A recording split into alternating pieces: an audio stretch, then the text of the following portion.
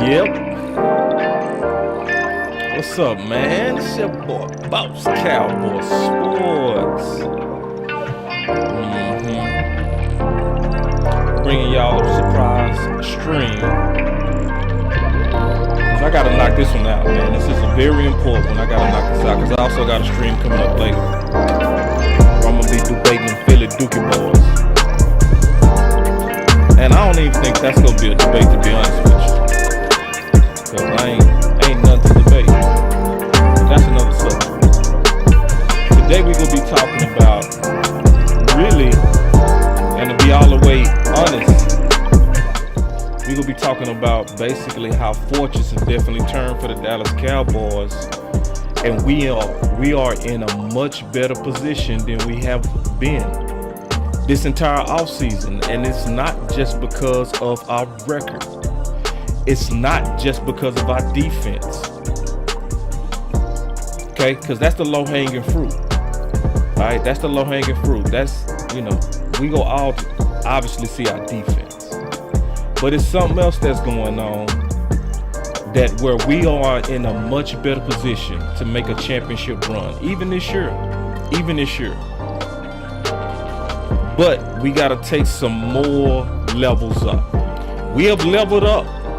Mike McCarthy is winning. Mike McCarthy is more free than he has ever been this entire offseason. Mike McCarthy has officially put his balls back on. But the fight is not over. But the weight is with him. So what's happening is the battle between Kellen Moore and Mike McCarthy is being won by Mike McCarthy, but there's different sub battles that's just as important. So we gonna talk about where we are in terms of our offense, how to improve it, but also how to keep the power dynamic strong. But there's a lot of good going on right now. A lot of good. Not a little good, a lot of good. So this gonna be a show you make sure you pay attention to, because we gonna break this all the way down from top to bottom. I'll be right back.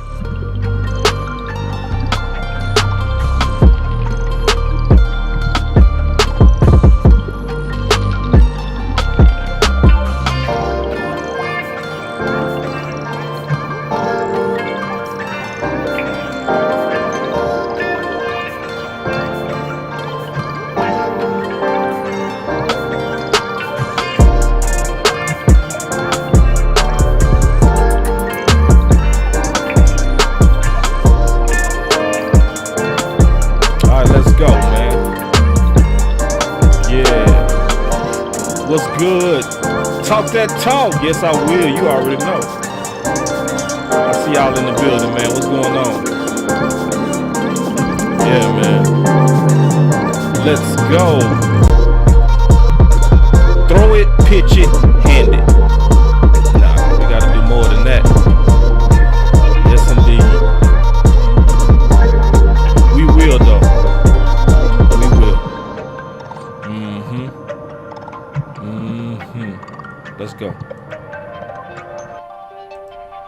All right. Let's go, y'all, man. Welcome to Boss Cowboy Sports. Welcome. Come on in. Come on in. We got us a new fight, but it's a much better fight. Woo! Trust me. We got us a new fight, but it's a much better fight. This is the fight that we want to be on. The fight that we get ready to talk about. All right. This is the fight we want to be on. Alright, so hold on, let me turn this down. So this the fight we want to be on. Yep. My boy Iceberg Q said it. Yep. It's what Iceberg Q said. My boy Iceberg Q said, he said, feed them horses in the backfield. Yeah, see, but I'm gonna be honest, man.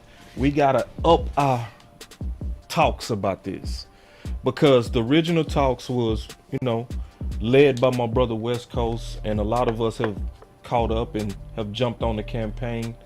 It definitely makes sense for this season to be team running down ball. Yoga fire. Definitely. But we're gonna have to start talking in another dimension now, because Run the Damn Ball campaign is officially won. Okay, it's won. My boy West Coast has won. Coach Marv has won. I'm gonna go through the history. I'm gonna tell y'all right now, we are blessed.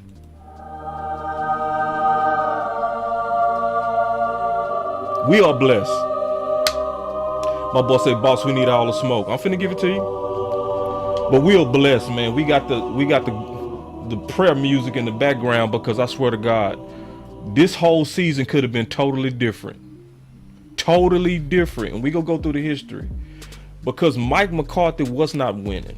Alright. Let me make one quick change to my thumbnail, because I gotta present this the right way. Then we go talk about it. Y'all give me 1 second. Give me 1 second to make this change.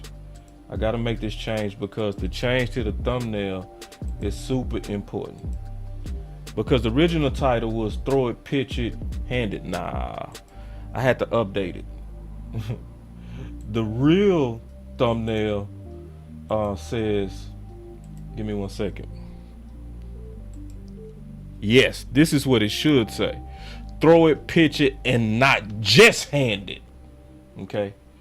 That's what it should say, because actually that's what's going on. So we are winning the running back or run the ball campaign. We have officially switched from no identity to the identity of being a run team. We have honestly went from Kellen Moore being a dog on a chain that's wild, and where he basically had the freedom to do what he wanted to. Now he is being pulled back. Okay. Now, a lot of people don't see it, because they don't keep up like honestly we do on this channel and the people that follow this channel. But what has been going on, and it's been going on since Mike McCarthy was hired, that Mike McCarthy was the head coach, but he didn't have no control. All right. And basically, he was the one that was being pulled by Kellen Moore. That's no longer the case. Okay. That's no longer the case. But that was historically the case. And to a degree, Kellen Moore still has power. Okay. And actually, he still runs the offense. He still runs it. But this time, he has been put in check. And that's super good for everybody that's hoping for the Dallas Cowboys to be a legitimate contender and a legitimate threat. This also has to do with Philly. Yes, bro. See, Big, Gibson, this is what we talking about. All right. He said, throw it to Zeke and Pollard out the backfield on the leak out routes. Yeah, because that's something that's not happening. So let's kind of go through it a little bit. Okay. So let's look at, and because obviously you can use places like StatMuse, right? And StatMuse, you can ask a question. So how many passing targets total for the year have they even attempted to Tony Pollard? For the whole year, he only got 13 targets, 13 throws to him. Only 13. So hold on. Don't ask Muse how many catches, because it gets worse. Then you look at how many targets have Ezekiel Elliott had. He's only had 7 for the year. For the year. Somebody say, boss, you need to be the OC. No, I don't. No. I'm just somebody that's able to see this from a macro level. When it comes down to the micro details, I leave that to the play callers and the real OCs. But in terms of being able to see it from a higher level, I'm good at that part. But I'm not an OC. Nope. No. But see, sometimes you got to see it from the data, because if I tell you, you ain't going to believe me. But if I show you 13 targets for the year. So let me ask this. Let me ask Muse this. I'm doing this live. How many catches? I'm going to just change that from targets to catches. 7 receptions. So for the year, Tony Pollard only had 7 receptions and only 13 targets. Let's look at this as Zeke. I'm going to do the same thing. I'm going to change from how many passing targets. I'm going to change to how many catches for Ezekiel Elliott. So he had 5 receptions out of 7 targets. So one thing you can also see that's not bad is, and Pollard targets has been tougher. We'll talk about that. But Zeke, for the most part, catching everything you throw to him. But that's also including sometimes balls they throw on the ground, like for screens when it's been snuffed out. But that's a ratio that's way out of whack, especially when you look at how many times they're doing what? Handing it off, right? So that's why we have been talking about on this campaign, throw it, pitch it, and not just hand it. All right, it's throw it, pitch it, and not just hand it. Not just throw it, pitch it, hand it. No, it's throw it, pitch it, not just hand it. All right, why is that distinction important? Because see, first of all, hear me out. You've already got the blessing from your head coach. Okay, you got the blessing from your head coach how to move forward with this offense. That is yours. This is your offense, Kellen. But the person who gave you the parameters or the guidelines on how to move is your head coach. So give me 1 second to cue it up. So hold on real quick. Y'all give me 1 second. Let me cue it up, and then I'm gonna play it, and then we go through the whole history of how we got to where we are and why it's very important that we take another step up. What's up, Queen? What's up, Dallas Cowboys hard hitter? Kenneth, what's up, fellas? Travis Keystone, what's up, man? But listen to Mike McCarthy real quick, and as he lays out what he sees in terms of Zeke and Pollard. Listen. You know, you got two guys that are featured players. You know, they need to touch the ball. You know, whether we throw it to them, pitch it to them, hand it to them. You know, it's like it makes. Yeah, and so did he talking about? I gotta play it again. Listen. You know, you got two guys that are featured players. You know, they need to touch the ball. You know, touches. See, touches, not just handing it off. I want them to have multiple ways to get the 30 attempts apiece. So your head coach, and we go talk about why. Because see, Kellen Moore is still a stubborn dog, y'all. And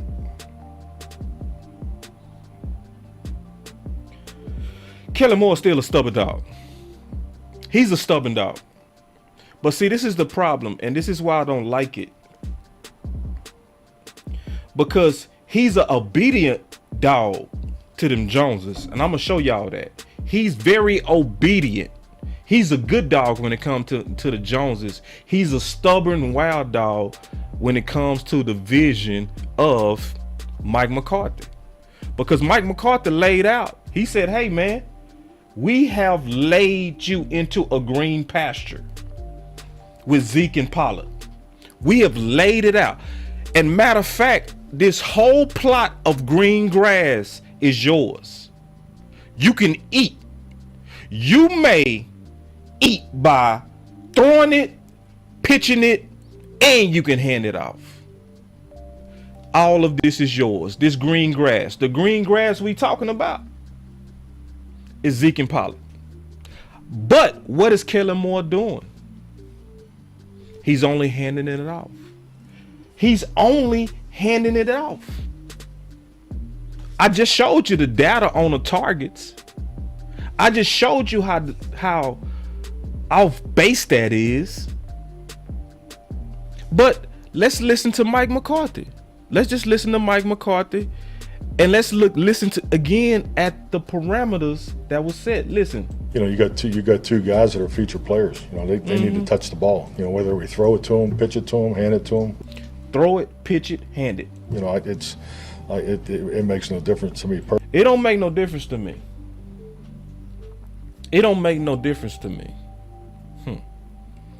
But yet he not doing it. Then you gonna have to ask yourself, why are you still being a wild dog? Why are you still being so hard to tame when Mike McCarthy is trying to train you how to be an OC? But let me say something that's real good though. The best thing that's going on right now in the Dallas Cowboys organization is this. At first, Kellen Moore was getting no real training from Mike McCarthy because actually he couldn't. Okay? He had no power because from the beginning, the power over the offense was given strictly to Kellen Moore and set up that way. But now, because Kellen Moore fell on his face, and I'm going to show you all of this, now Mike McCarthy is finally able to start reining him in and pulling his leash back. So for the first time ever, Kellen Moore is at least getting some type of OC training and mentorship. Because at first I showed y'all this all over the offseason. I've showed y'all many times where Mike McCarthy was saying this over here and Kellen Moore was doing this over here. I showed y'all many times to where Mike McCarthy was saying last year the importance of running the ball. I was showing y'all in the offseason to where Mike McCarthy was saying, or even before the offseason, he was saying in 2021 that we should target Amari Cooper more. And they asked him, do you think you go do it? He said, I hope so. But why couldn't he say, yes, absolutely, that is the winning formula? See, because now he's saying what the winning formula is. Remember last year he was saying, I hope so. Because last year he didn't have control. He didn't have control. And then I'm going to go through the whole history because you got to know the history so you will understand how fortunate we are to be where we are right now. Because a lot of people have no idea how close we got to sinking the whole season. This whole season could have been lost. In the very beginnings, it could have been lost. But now he has more power. And he's using it. And I'm going to say this. Because I understand what he going through being in Dallas, Coach McCarthy should be the leading candidate for Coach of the Year. Because it's not just the fact that you're winning with a backup quarterback. See, that's not it. It's more than that. It's the fact that you winning with a backup quarterback and you dealing with corporate sabotage on the inside and you managing, and you dealing with controlling owners, GMs, and VPs, and yet you managing it all those conflicting constituencies. He's handling it. It's not just a backup OC. No. He got to deal with the backup OC issue. He got to deal with the stubborn wild horse Kellen Moore issue. He got to deal with a front office that was pointing their finger at him and giving Kellen Moore a pass. And he had to figure out how to navigate that maze all the way to 4-1. And he did. So when we dealing with what we dealing with right now, dealing with the throw it, pitch it, and not just hand it, this is about taking the Dallas Cowboys offense to a whole nother level. See, yeah, and it is politics. Somebody say the politics. So let me explain the politics real quick. Let me explain the politics just a little bit. Then I'm going to go through the history. Catch us up to where we are now. And then I'm going to talk about what we need to be doing going forward in terms of being organized in our lobby together as fans. All right. So for instance, like my boy say the politics. So my boy say coaching by committee. Keystone, you had no idea how real that is. That boy say coaching by committee. All right, and listen, this is how I'm very familiar with this, because I myself have been through this type of stuff in corporate America. A lot of y'all have too. How many of y'all had to deal with having two bosses? Right? Or because that's the type of stuff they do in corporate America, where they don't have clear channels, or the person to where the buck truly stops. It's the authorities are way off. So I'm gonna give y'all a story, then I'm gonna get into the history. So when I was working with a Fortune 100 company, I was able to hire my own people, but the problem was I wasn't able to fire them. Okay, so the person that was able to fire them was my boss.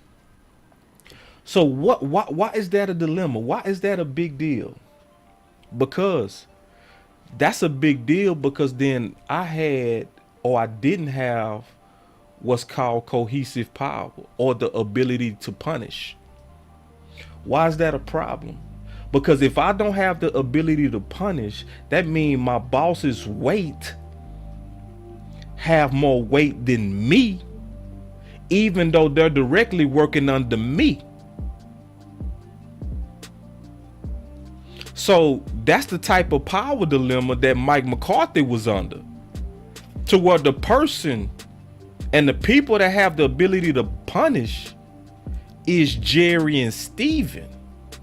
So why is that important? Because then that creates a dynamic to where Kelly Moore is going to listen to them and their wishes, even if it overrides him. That's why I call it the corporate America Cowboys. Because a lot of the moves that we do, like what Keystone is talking about, coaching by committee, is more so based on the power dynamic that's set up itself by the Joneses.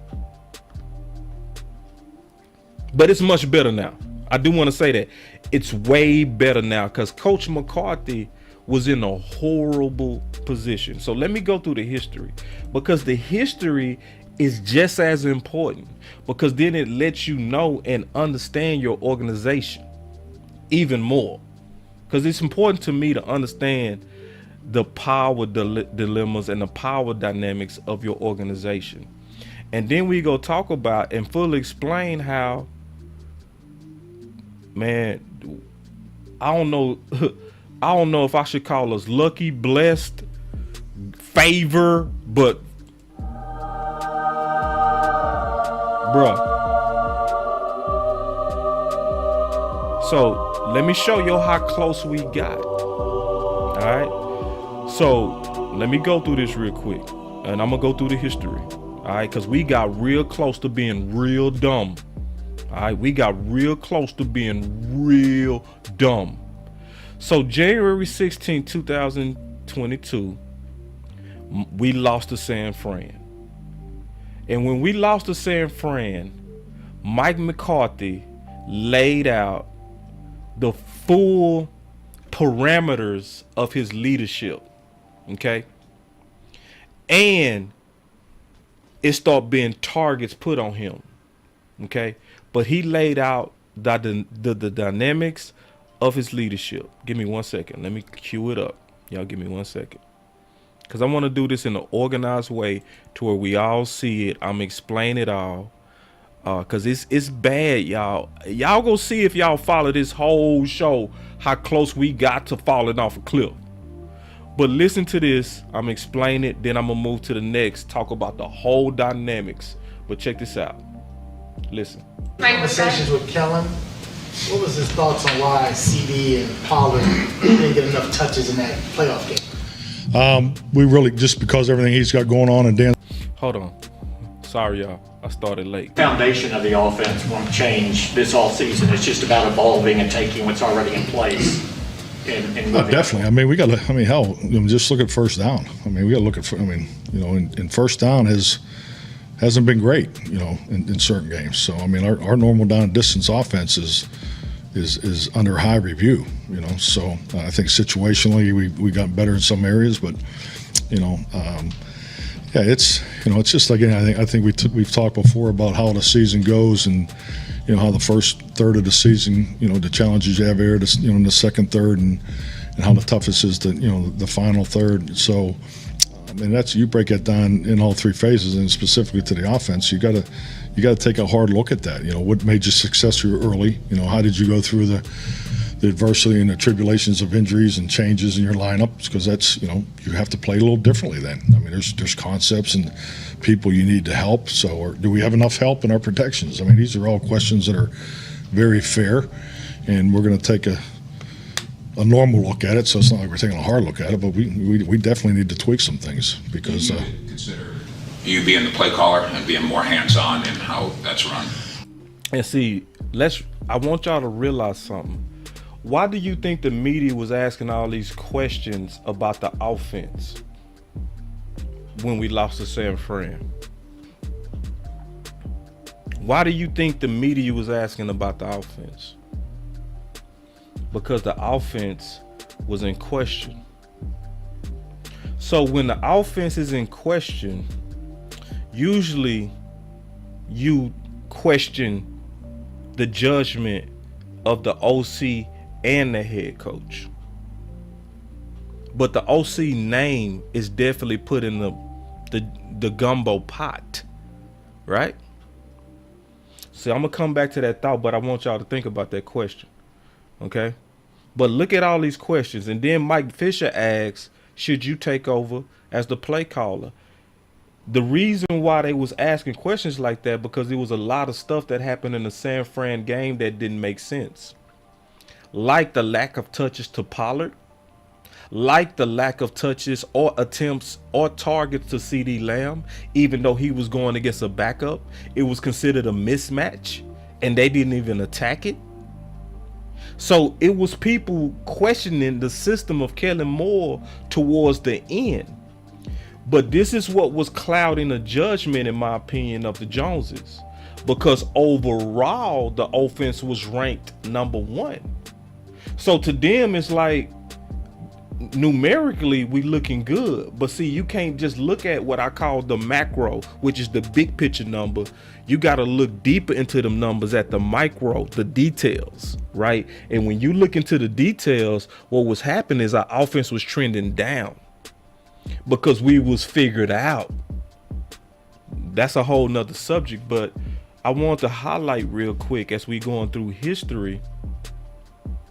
Why was they questioning him and questioning the offense? Because sometimes we got to think about what was going on. All right, so I'm gonna let it play. Here we go. I don't think that's the best way to run an offense. I've told you the first day I was standing here, whoever calls the offense will install it. It's important for the player, and it's the way I've always done it. It's important for the play caller. It's the way I've always done it, that every call on that play sheet he has to believe in, because you won't call it. I've worked for some defensive head coaches that once in a while would have a great idea, and he's your boss, so you put it in the plan, and I'd run it in the first 2 plays just to get it off the goddamn call sheet. So I mean, And see, he talking about the sabotage that could happen to him if he start micromanaging too much. Y'all didn't hear that wrong. Y'all heard that right. He said the reason why I don't step in and encroach on when Quinn is creating a plan, or when Fossil is creating a plan, or when Kellen is creating a plan, because they have to call that plan, and I need them to have conviction in their plan. Because if not, they're gonna do like I have done and just run the plays that was dictated to me by my meddling boss, just to get it out the way, and then to go back to what they believe in. Okay? So that's the history of where it started. It actually started before this, but let's start. But then after the game, something special happened. Okay? Something very special happened. There was and I'm going to tell you, these gentlemen are likely the reason why we are going in the right direction now. There was something organic that happened that I think had direct influence on Jerry and Steven now. Aikman spoke out immediately about the lack of targets to CD. Irvin spoke out immediately and said, I blame Kellen Moore. Emmett took him about a month, but then he came out and he spoke directly. Jimmy Johnson spoke directly against Kellen Moore. Kurt Warner, somebody outside the building, spoke directly against Kellen Moore. Not Mike McCarthy. They always questioning in one voice the play caller.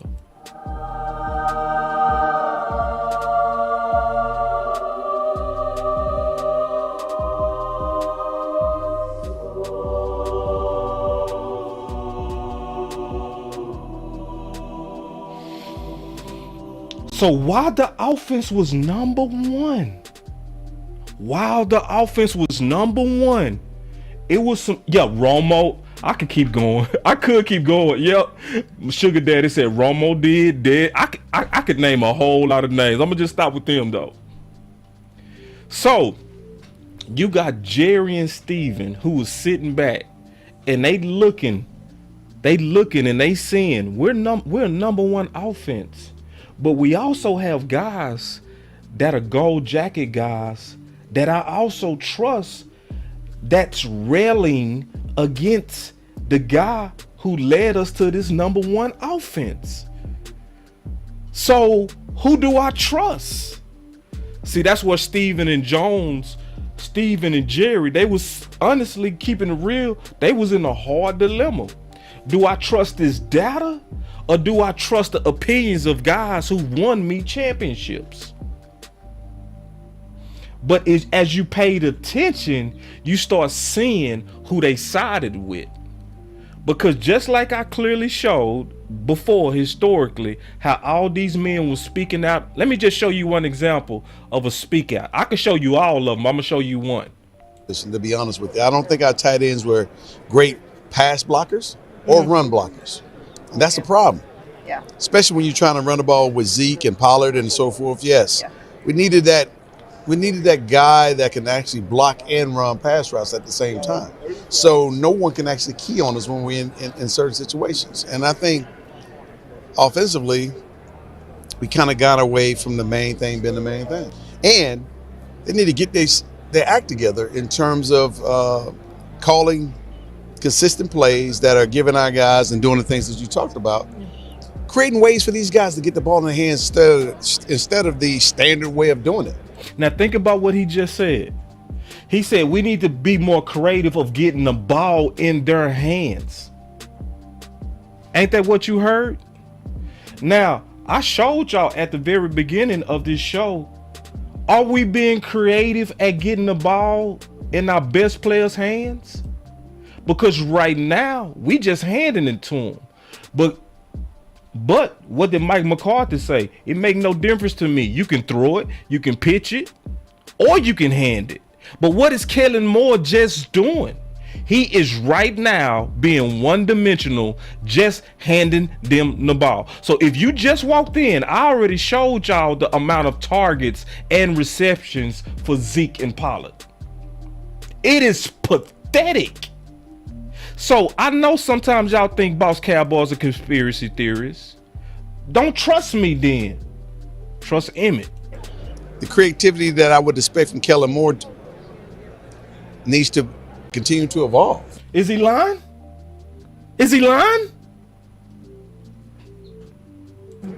And we need to take advantage of that. Yeah. No, Sadiq. No, it's not this again. This is new. You just walked in late. This is new, Sadiq. No, this is not this again. It's the context of this.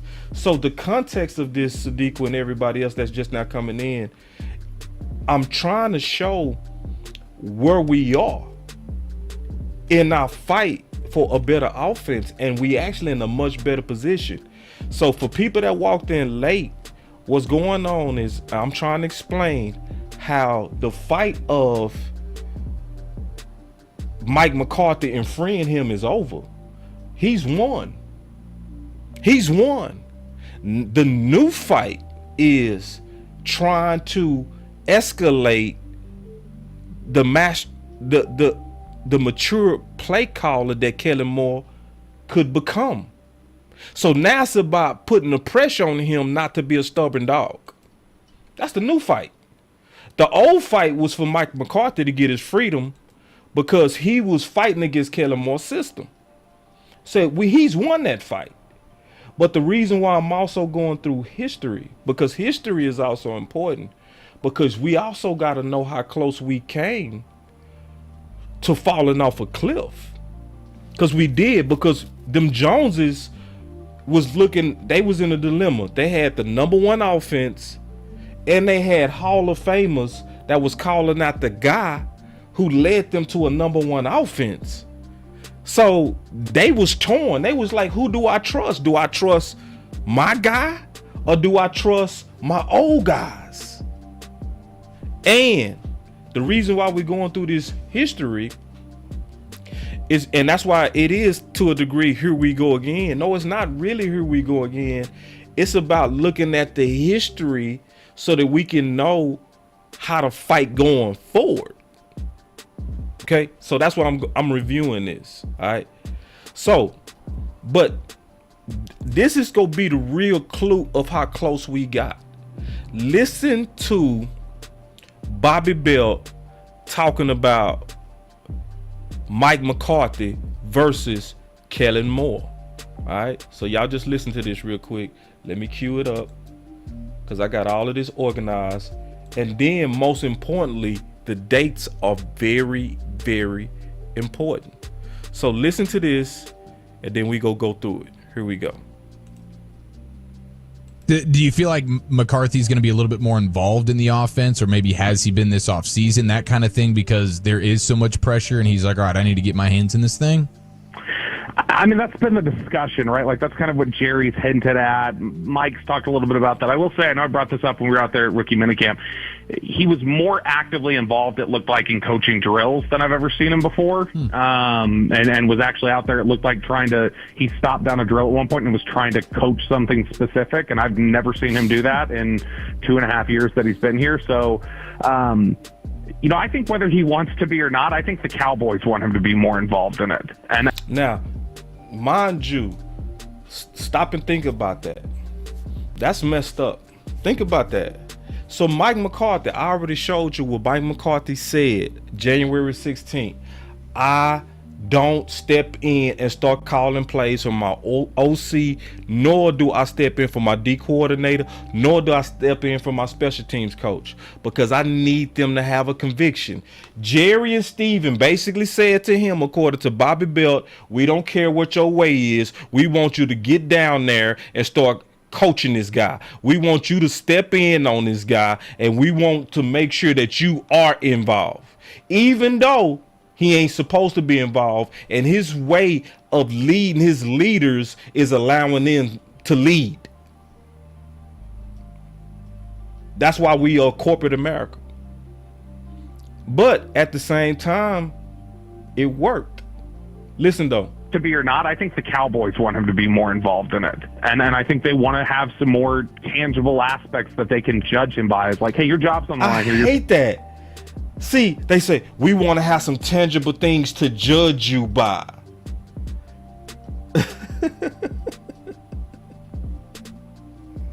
Basically, we don't know what you do.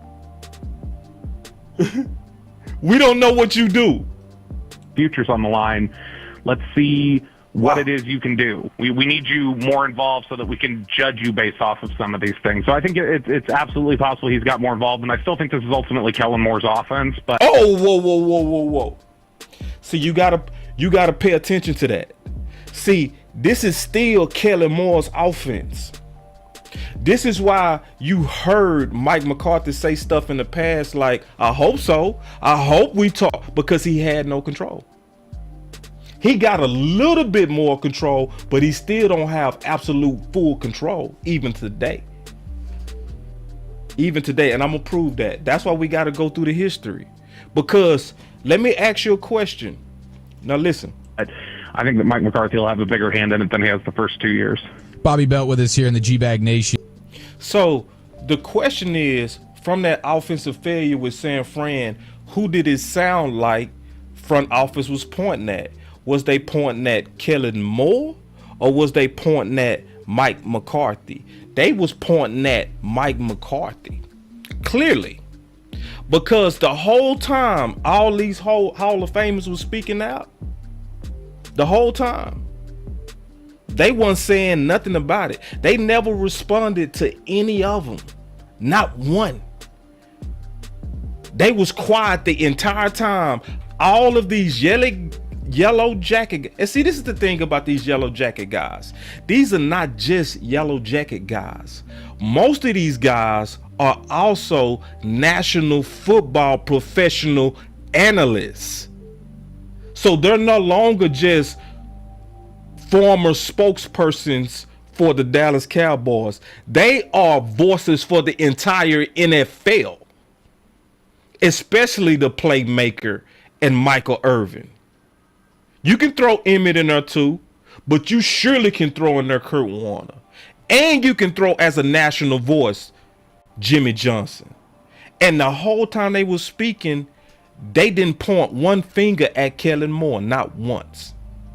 Not once. They only publicly called out and leaked their problem with Mike McCarthy. So when I say we got lucky to be where we are right now,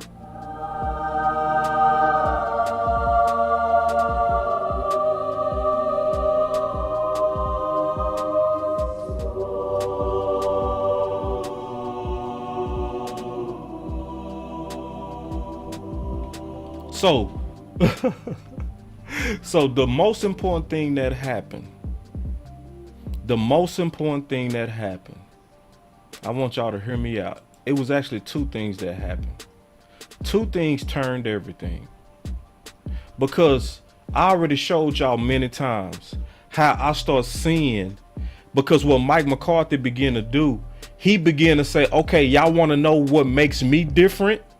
And what do I do? That was the first time he started talking about in the offseason matchup offense. And he started talking about, listen, y'all. I want y'all to really listen. Because see, this gonna make you more happy on this 4-1. When you understand this, you gonna appreciate this 4-1. When you really understand this 4-1 is way bigger than what we think. So check this out.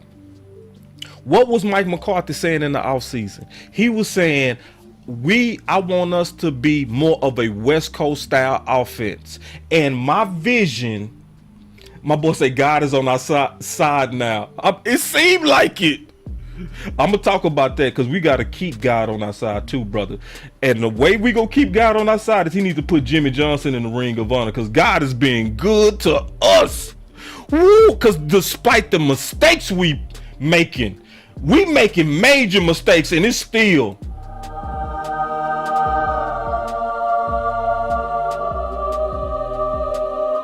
I'm serious. We making major mistakes. Like that was. Ooh-wee. So I'm so happy where we are right now. Ooh, when you look how close we came. But this is important what I'm getting ready to say. Now listen. If you ain't listen. So when your head coach is saying, I want to be more like a West Coast offense, and I seen us playing a West Coast style offense, and I see CeeDee Lamb playing the zero similar to Jerry Rice. And then you hear Will McClay come out during training camp and say, we have no stars on this offense.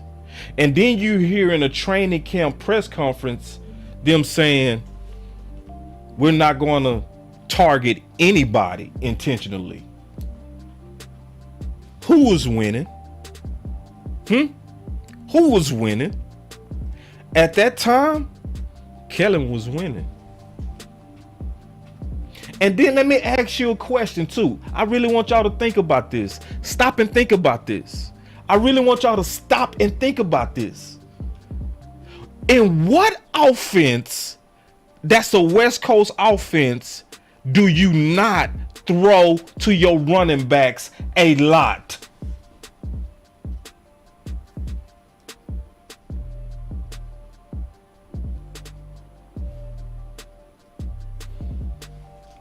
You see why we need to have this fight? But see, because Coach McCarthy is winning, but he has not fully won. He is not fully won until you see us throwing it, pitching it, and not just handing it to your running backs. I'm going to ask that again. I want to see y'all answer. What West Coast offense don't throw to your running backs?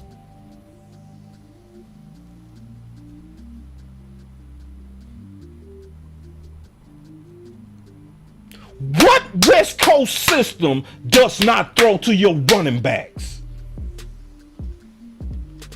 Say, man, you better peep game.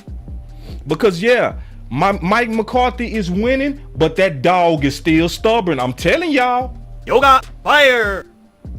Yoga, I know some fire. people. I know some Yoga, people come over here and rain. call my channel negative. It's cool. It's cool. It's cool.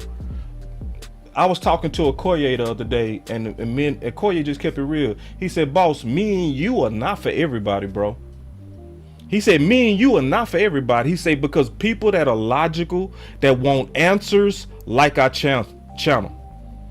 People that just want inspiration and hope, they don't like our channel. Because because when you go give people the truth, sometimes you go give people hard truth they don't want. So when you come to this channel, some people just don't understand it. They don't understand the value that I bring. They don't. Because everybody got their thing. People that want to be inspirational, they only talking about the defense. Quinn is doing this. Our defense is so great. Those are the inspirational channels. Those are the people that want you inspired, happy, feeling good. And I'm for that too. But I also know my lane. My lane is I'm trying to solve problems. So when you trying to solve problems, you go call out stuff that some people don't want to hear. So it just depends on what type of person you are. You know what I'm saying? And I say, listen to everybody. When you want to be inspired, go to an inspired channel. But when you want somebody that's really serious about trying to solve problems, come to Boss Cowboy Sports. Some of y'all don't like my page until y'all get hit in the face or we lose to Tampa. Then y'all run over to Cowboy Sports like, what happened, boss? What happened? I'll be here. If that's what make you come, that's cool. I'ma still be here. But I'm not gonna change. I'm not. Because I know my lane. And I'm blessed to walk in my lane. This is a privilege to do what I do, bro. So anyway, I got off task a little bit. But I was going through the history, but also explaining why there's obviously still some power dilemmas. You know what I'm saying? There's some power dilemma, and that it's still here. It's still here. Even though Mike McCarthy is winning, it is still here. The best news though is this. We are in a way better place than we was 5 weeks ago. Because 5 weeks ago, Kellen Moore had all power. He had all power and was getting ready to run us into a ditch. So I was getting ready to tell y'all,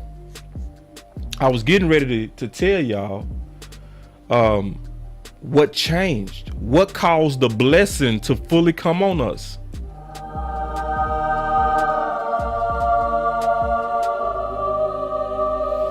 The blessing came on us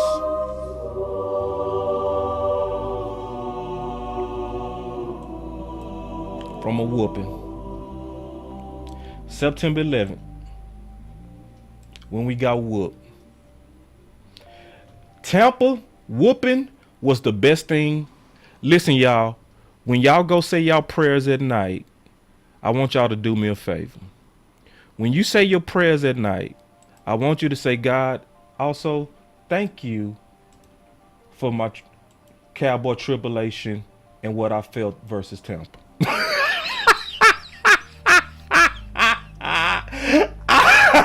I'm dead serious too.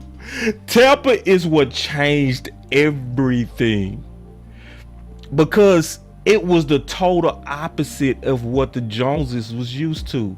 Number one offense, effectiveness, awesomeness, right? Us cutting through people.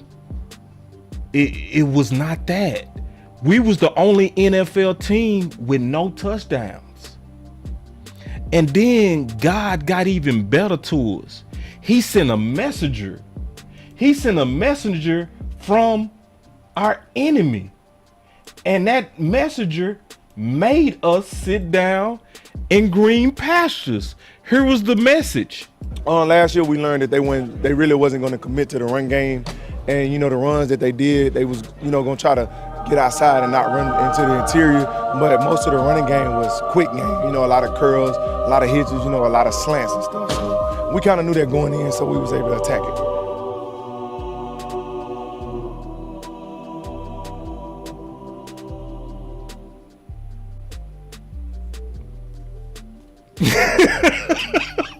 That is what did it. That did it. That did it. And we needed it. We needed it. We needed to be set down in green pastures.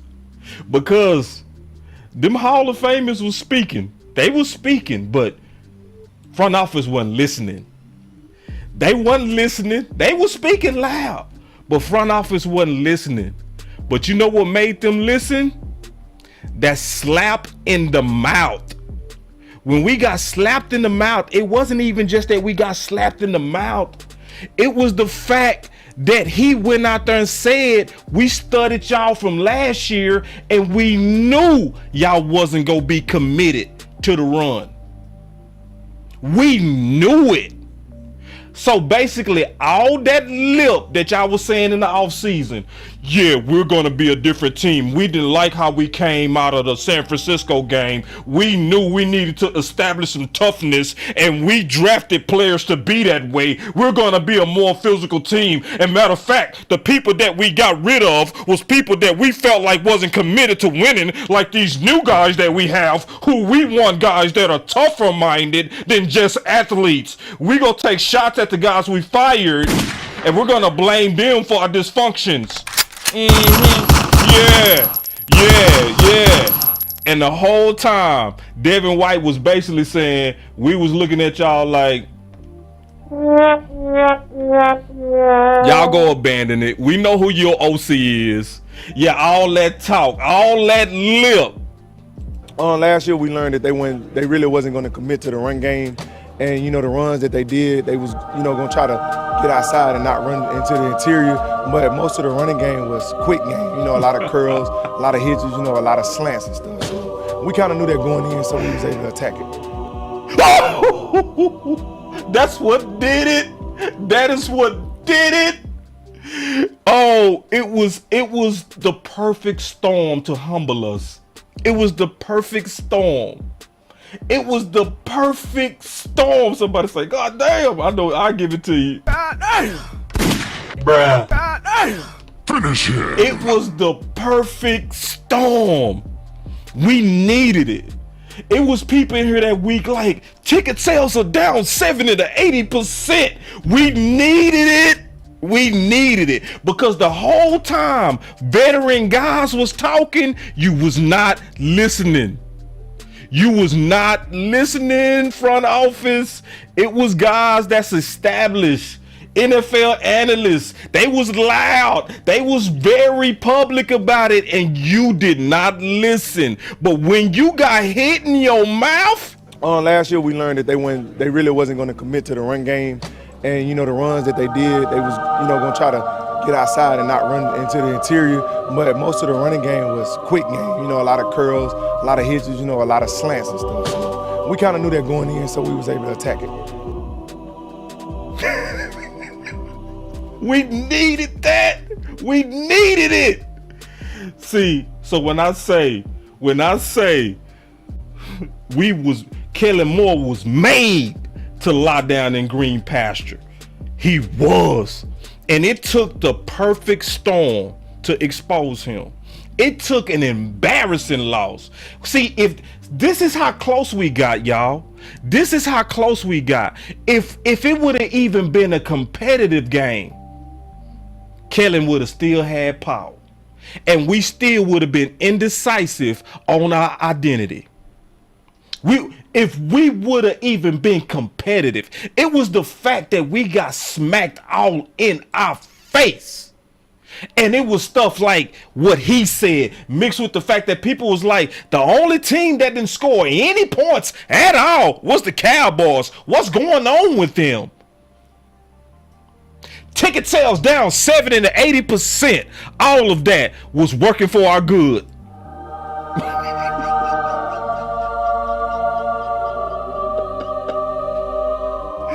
Woo! Somebody say divine intervention. Listen, divine intervention for real. Like, say, man, like nothing could humble them Joneses. Nothing. They wasn't listening to nobody that's established talking about Kellen. But that slap made them listen. Man. This is also why Jimmy Johnson needs to be in the Ring of Honor, man. When God been this good to you, sometimes you need to look back and say, who have I wronged? Because he been too good to me. I've wronged somebody because I don't deserve what he giving me right now. Because I know I was ignoring them. The curls, though, we gonna talk about that. We gonna talk about that, Keystone, because we not out the woods yet. We not out the woods yet. But I'm just kind of showing y'all what led to this. And see, y'all already know where I'm going now. Because then that gave Mike McCarthy the opening. All right. And Mike McCarthy, being a true leader, seized his opportunity. Here we go. So now what we got to do is recognize the dates. Okay. So that was September 11th that's why I said the dates are important. So September 11th was when we got smacked in our mouth. Okay. September 16th, Mike McCarthy came out swinging. And this is what you call fighting for your vision, where he put Kellen on Front Street, and he had to. Listen. A lot of great questions today, but this is my favorite. So we get to talk a little ball here. But no, I've never been a big option route thrower concept in the past. If you're going to run option routes, you need to live in that world. That's been my experience. You can't dabble on it. You know, option routes are really not part of the old traditional West Coast offense. I've had quarterbacks in the past that didn't really like them, and it's really about the connection that they have with the receiver. I've been in systems where only certain guys run them. You know, this is the most aggressive system that I've been in as far as many people that do run the option routes. And so I think you see our commitment to practice. We practice it.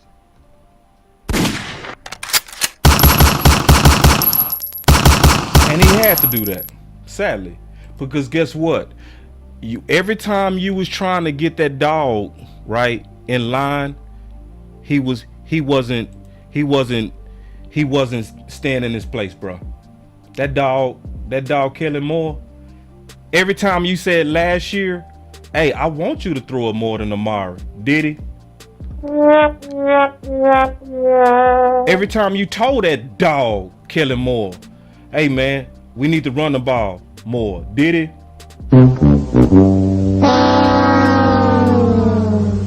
And then to Keystone point, because Keystone coming out showing that he just another one of the typical Cowboy fans who know this team like the back of his hand. He say, but boss, the curl routes though.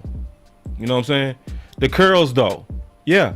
See, that's what Mike McCarthy was talking about. That's what he talking about with them option routes. So some people be still asking me, boss, what's going on? What's going on with our 3rd round receiver? Where he at? Yeah, they put too much on his plate. You got to receive out there trying to learn how to win, and he got to learn how to read a defense from 3 different positions: the Z, the Y, and the X. So you have a lot of receivers having communication issues, and they not in the right place, so you can't even trust them on the field because you put too much on their plate. That's a whole nother subject. But that's what Mike McCarthy was railing against. And remember, I told you the date is key. The date is key. He said that on September 16th. We didn't have our next game to September 18th. But this is why I don't like that dog Kelly. Because you didn't change when your head coach is trying to get you to change. You only started to change when Jerry and Steven began to now doubt your system. But this is also why the previous likely work of those Hall of Famers was key. Because I always said, how can Emmett say the same thing as the playmaker, as Aikman, as Jimmy Johnson, and Jerry Jones don't hear it? Likely what was going on is there was a likely of a division on the inside, to where his former guys was giving him the wisdom like, hey man, I know you like this Kellen Moore dude, but he lacked creativity. And everything they was saying in public, I guarantee you they was telling him in private, but with way more detail. Because don't get it wrong, Emmett still loved this team. Aikman still loved this team. Irvin still loved this team. They not go say the stuff that they said in public and not tell Jerry in private. So once we hit our head up against the Tampa Bay goalpost, that gave Mike McCarthy the room he needed, and he ran with it. So then when he ran with it, Jerry then began to sing the song of run the damn ball. Right? And I'm going to show y'all this. See, I'm giving you the whole history of this so we can be even more thankful as fans for this 4-2. Then we go talk about how to even get to the Super Bowl. But see, now, remember I said the dates are important, because now we then beat the Bengals. But listen, we beat the Bengals, but this is what Jerry said in response to us beating the Bengals, especially when asked about his contentment in the running game. And I do have descriptions. I have all the full links in the description, but I want y'all to listen to Jerry, because this is when everything changed. Listen, y'all. Jerry, is the running back carry split kind of about what you expected it to be? Would you like to see more of a balance, or more more heavy-handed towards Zeke? I would say that I'd like to see Zeke because of what he does to the defense, what he physically does. I'm going to make sure that we give Zeke the load that the team deserves to have from him. Now, you say, well, doesn't that take away from the obvious out there? Pollard made those big plays and can make those big plays. He's juice. You can see what the zip that he adds to the offense. And we just got to do both. We just got to take advantage of the fact that. Here it come. If you ain't been paying attention, if you tuned out, listen right now. Listen. We've got this, both these guys that can really give that defense heck. So I'd like to see a continued use. I'd like to answer your question, I'd like to see both used about 20% more. Oh! He said, I would like to see both used about 20% more. And see, and this is the thing, and I feel you on this, Brother Spock. This is what Brother Spock said. This frustrates me too. He said, and most Cowboy fans think it's Kellen deciding to run the ball on his own, praising Kellen. That frustrates the hell out of me. That does, because it's not their fault, because my obsessive self kept up with all the details, so I know that not to be true. Right? I know that not to be true. I've been keeping up with this too long to know that to be true. I know that he was made and forced to lie down in those green pastures, because on his own versus Tampa, the rushing attempts, if you look right here, the rushing attempts was only 18. So then the key thing that Jerry said, even after we won against the Bengals, he said, I want to see about 20% more.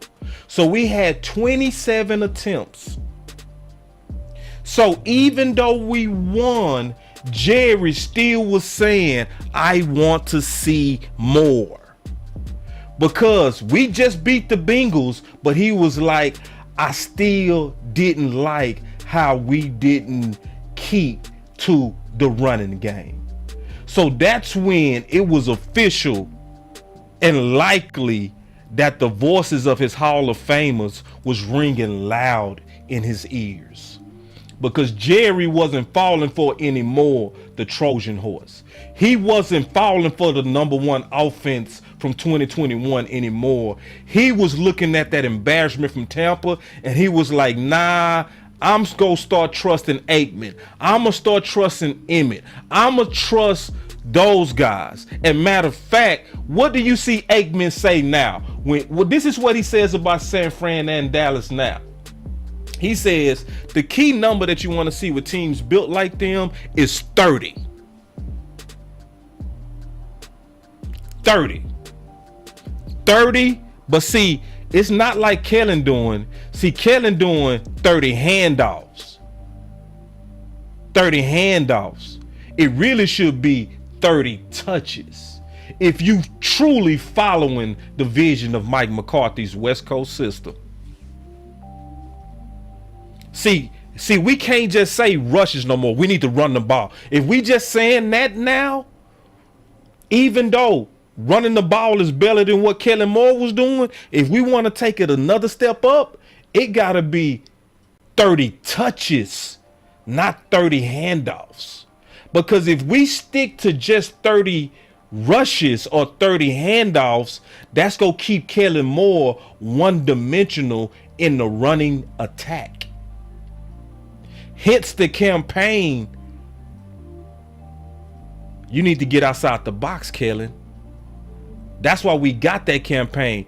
Run outside the box. It's not just handing it off in the box, but his one-dimensional one.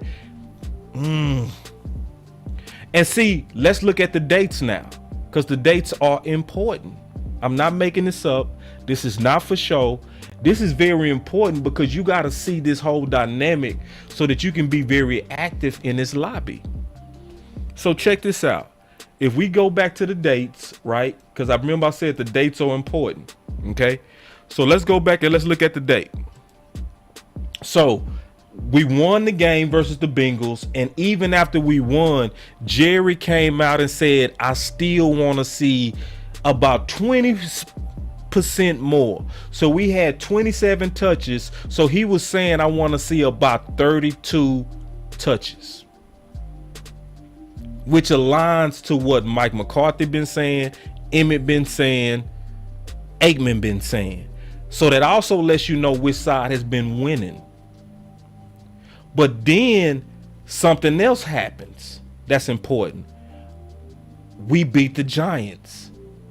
And we beat the Giants after Kellen Moore obeys his real boss. Because his real boss is Jerry Jones and Steven.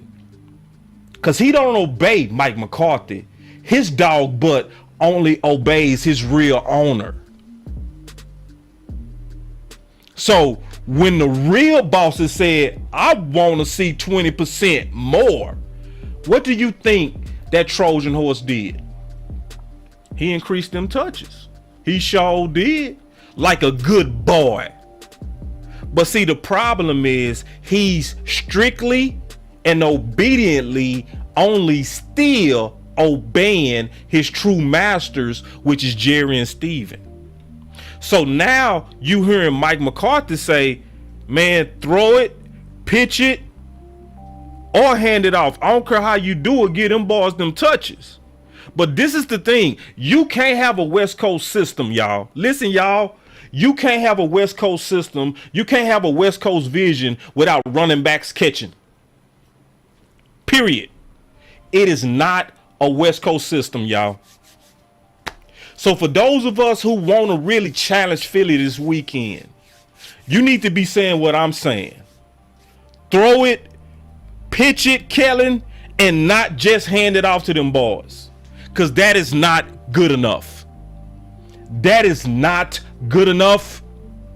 Our defense is too good. Our defense is too much to a championship level for your Trojan horse, for your sellout butt, your kiss butt behind, who only do what Jerry and Steven say to limit us with your one-dimensional self. And yes, I said it, and I don't take it back. No, I don't take it back. No, I don't. I'm not going to talk nice about this because we got too good of a team to be acting like, say this with your soft voice. Boss, say this nicely. I ain't got time, because the more that we talk soft, the more people ignore us, man. So sometimes you got to let people know you serious. You got to escalate. You got to show some passion in what you believe. If you really believe it, dog. We didn't put in all this work at Boss Cowboy Sports to just bullshit. Come on, man. Listen, we are too close to be weak about this, man. This team's so good, we 4-1 with a backup quarterback. We gonna play now? We gonna be weak right now? We gonna be scared right now? Hell no, man. We waited 27 years for a moment like this, and now we gonna get quiet? Now we gonna shut up? Hell no, it ain't time to shut up. It's time to get loud, because the person that's potentially sabotaging us is still on our team, and that's that goddamn boy, that Trojan horse, Kellen Moore. Somebody say, boss, why you so angry, bro?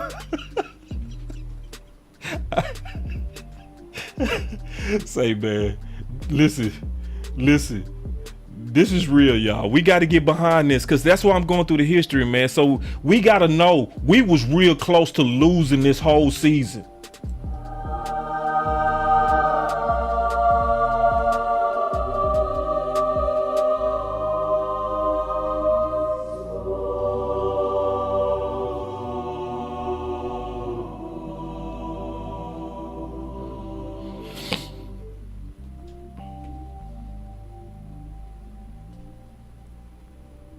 That close.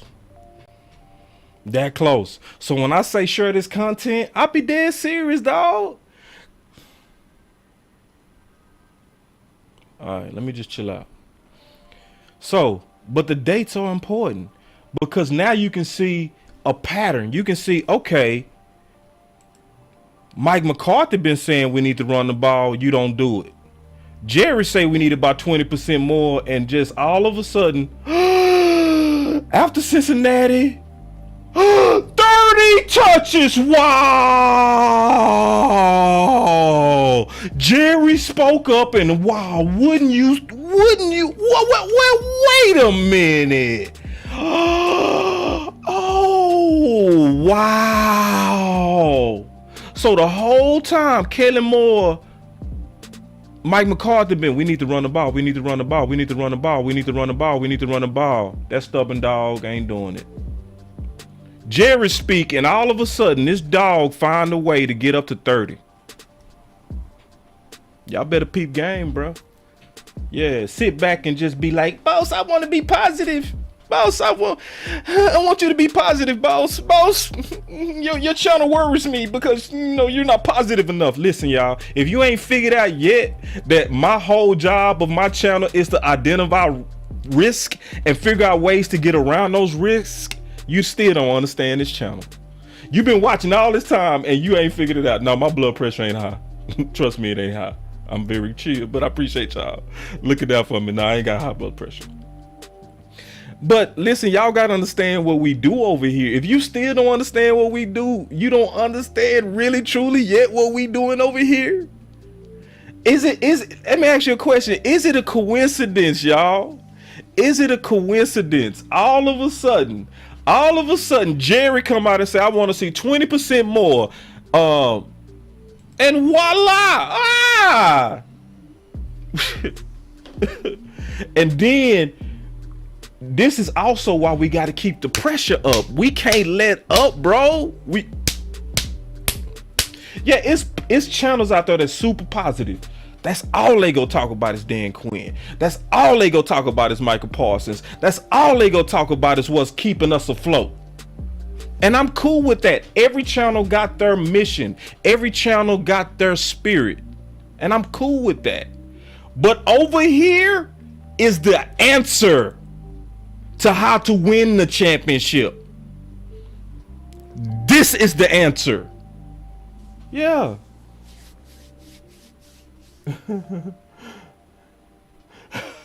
Somebody say mods in here be like, first time, huh? This is just boss speaking. Yeah, I know, right? Right? Yeah, that's just me, bro. People be, oh, it's your first time. Yeah. They're like, yeah, this boss. This is normal boss. He not mad. That's me. Normal boss. But then let's go check the date again, y'all. Let's go check the dates, because I told y'all the dates are very important. Okay?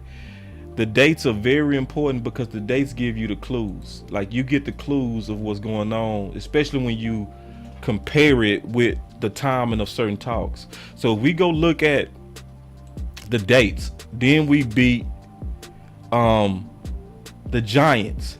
And then when we beat the Giants, Mike McCarthy does an even better job again, and he comes out and he sticks his whole flag in the ground like an OG. Boom! Like an OG. So we beat the Giants on the 26th. Listen to Mike McCarthy on the what date is this? The 27th. So we beat them on the 26th. Mike McCarthy didn't take no time at all to lay down his flag of the identity of his offense. Listen. Like the running game, the mix between Tony and Zeke, 13 carries for Zeke, Tony, and 15 for Zeke. Is that kind of what you want? Oh, I think it's a winning formula. I think it's a what? Huh? I think it's a what? Huh? I think it's a what? So now we to the point, we in green pastures now, right? We rolling now, right? We are past the embarrassment of Tampa Bay, right? We rolling now. We starting to roll, and Mike McCarthy instantly calls leaning on the run game the what? It's, really stems off what, we just talked about. It's, you got two guys that are feature players. They need to touch the ball. Whether we throw it to them, pitch it to them, hand it to them. It makes no difference to me personally. But yeah. And so then we come out, and then I say, okay, let me go check these dates. And then let me go listen to Stephen Jones real quick, because I'm going to listen to Stephen Jones, who has something to say, right? And I'm going to listen, because now if I go check the date, this is the date we beat the Washington Commanders. And so we beat the Washington Commanders, and then I go listen to Stephen Jones, and let me see what he got to say real quick. I'm going to listen to his context, because now it seems that Mike McCarthy is winning, and instead of us having a no identity offense, it looked like we have now moved to a run identity. All right. So listen up. But then this is going to give us a clue, likely why we stubbornly running the ball the way we running it. Listen. Stephen Jones here with us on The Fan. Are there things that you want Kellen and Dak to do together that you've seen Rush have success in the offense with? No, I just think the bigger thing is, that I would stress is that, and I know it's something that they really, that we talked about as an organization is, the running game. I think you got to be committed to it. And, when you got a guy like Dak who's shown he can throw it. This was the first time ever Stephen Jones came out saying being committed to the running game. That's how bad Tampa scared them boys.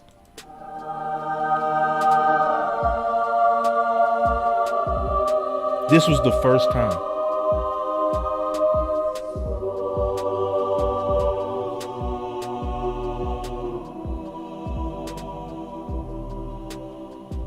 You know, 60 times a game. I mean, if that's what you wanted, or 50 times a game, I mean, he might can do it, but is it in the best interest of our team?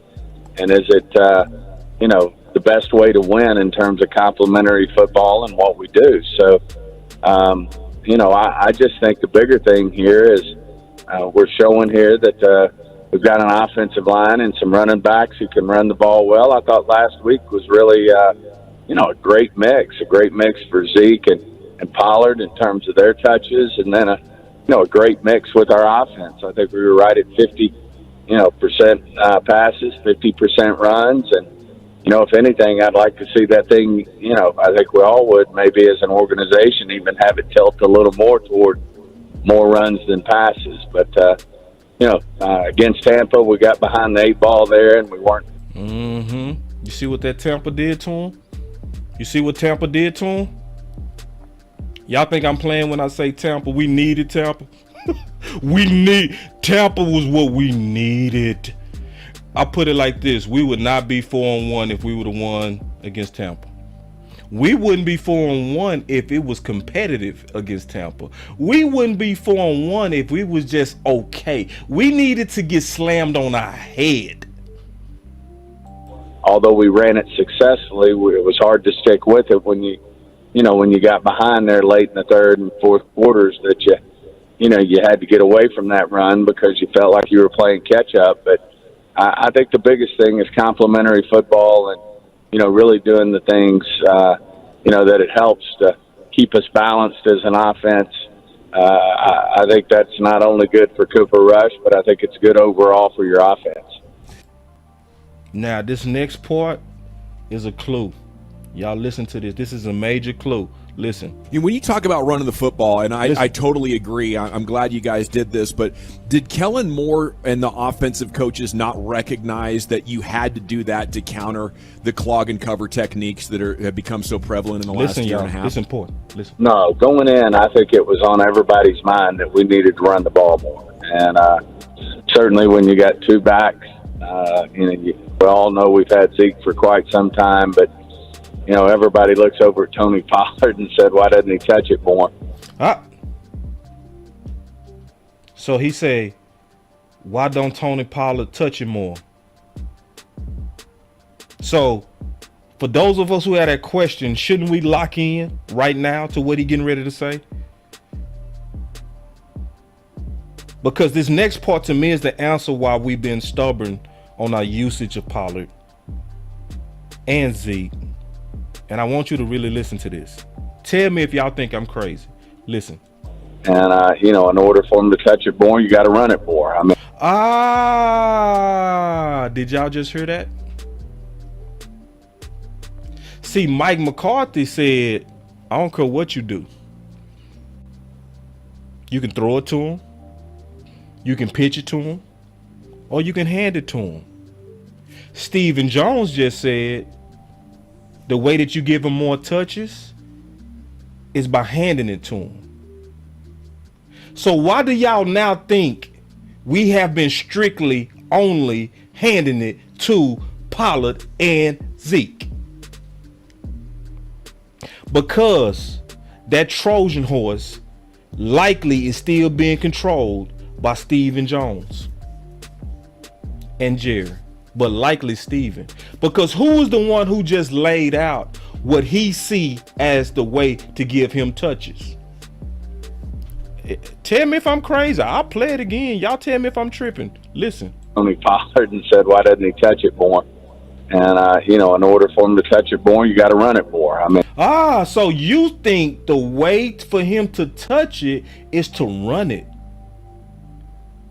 Boss, are you tripping? Or is he going to keep explaining it? He going to keep explaining it. And there's don't get me wrong, getting the ball in space with a pass or a screen or a smoke route. But, So you know the other ways to get him the ball, because you just described some of the stuff we described on ways to give him the ball, the smokes routes, the screens, using them like bail. So you know the ways. In general, you want to, I just think you want to get him more touches, which means run the ball more. So he said it again. So am I tripping? Am I tripping? So your head coach say, hey man, shoot, you can throw it to him, you can pitch it to him, you can hand it to him, just give him the 30.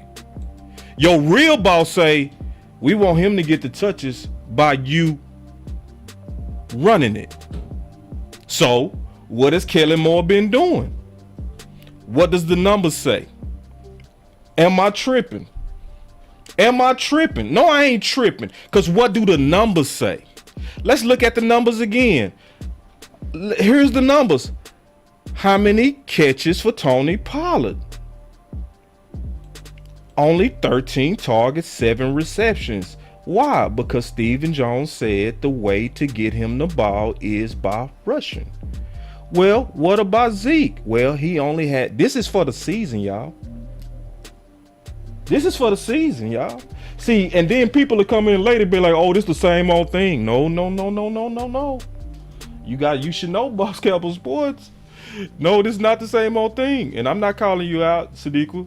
I'm just saying I know people come in late and I'll be in a certain portion of breaking down everything that's leading up to where we are. And y'all will think I'm on the same thing, and I'm not. I'm like, bro, no. I'm just catching y'all up to the current dilemma. But I had to give you the historical dilemma so that you can now see the new dilemma. Because the old dilemma was Mike McCarthy getting his power back. I've shown y'all that he's likely gotten a lot of it back. The new problem is that we got a new power dynamic that's causing Kellen Moore likely to be one-dimensional, and that's because he's a yes man. From my view, the way that I see him, he's a yes man to Jerry and Steven. And this is what I see from the pattern of what I'm seeing. Jerry come out and say, I want to see 20% more runs. Yes man instantly does it. He's a good dog then. He know how to obey then. He know how to take commands then. Then Steven come out and say the way that we see Pollard getting touches is by him running it. So you don't do nothing creative with him, do you? He don't catch it. He don't do nothing. And I'm showing y'all. I ain't making it up. Somebody say you straight tripping. I hope you I know you ain't talking to me, because you probably somebody else that came in late and then a front office apologist. And you right, they gotta hit the edges. You right, bro. Yes, and they not hitting the edges. They not. And that's likely because they responding to Devin White. If you listen to Devin White close, listen to what Devin White said, and then you'll likely understand why they not hitting the edges. Listen. Last year we learned that they really wasn't going to commit to the run game, and the runs that they did, they was going to try to get outside and not run into the interior. Yeah. So when Devin White called them out, he said then, and when they did run, they won't go run into the interior. So likely Steven and Jerry heard that and say, we need to commit to the running game and we need to attack the interior. And so then one-dimensional Kellen Moore, yes man, is doing exactly what they say. Because that's what the patterns say. That's what the patterns say. Yes, exactly. See what you just said, Big. Yes, bump that. Just execute. See, that's Mike McCarthy attitude. See, that's what Mike McCarthy, he like that. He like, forget that. I don't care how you do it. That's why the name of this show is, and this is all relative. Throw it, pitch it, and not just hand it to him. Because Kellen Moore, I'm showing you by the data. We showed you by the film on this show. We showed you after the Washington game. We showed you every running play. Oh, that's the Zeke leak. I'm sorry. Here it is. Not that play. We showed you literally every running play. Every running play. And the majority, literally, like 90% of Zeke's running plays was up the middle, banging it. And the worst thing is they was running to the strength of the Washington's defense, which was Allen and Payne. So I'm not making this up, y'all. Listen, but this is the good news though. Even this stubborn, one-dimensional style is still better than what Kellen Moore was doing. Even just basic dumb run the damn ball. See, this right here is dumb run the damn ball. See, there's smart run the ball, and then there's dumb run the ball. This was dumb run the ball. Okay? To where all you doing is you running to the interior. I can just let it play. Y'all tell me if I'm tripping. This is every running play. I'ma just let it play and y'all tell me, am I tripping or are you seeing the same play over and over and over? I'm just letting it play. Y'all just let me know what you seeing. Let me know what's the majority of what you seeing. Now, this is every running play. Now, y'all go ahead and tell Boss Cowboy that I'm being a conspiracy theorist, or do you see them running to the interior way more than they doing anything outside?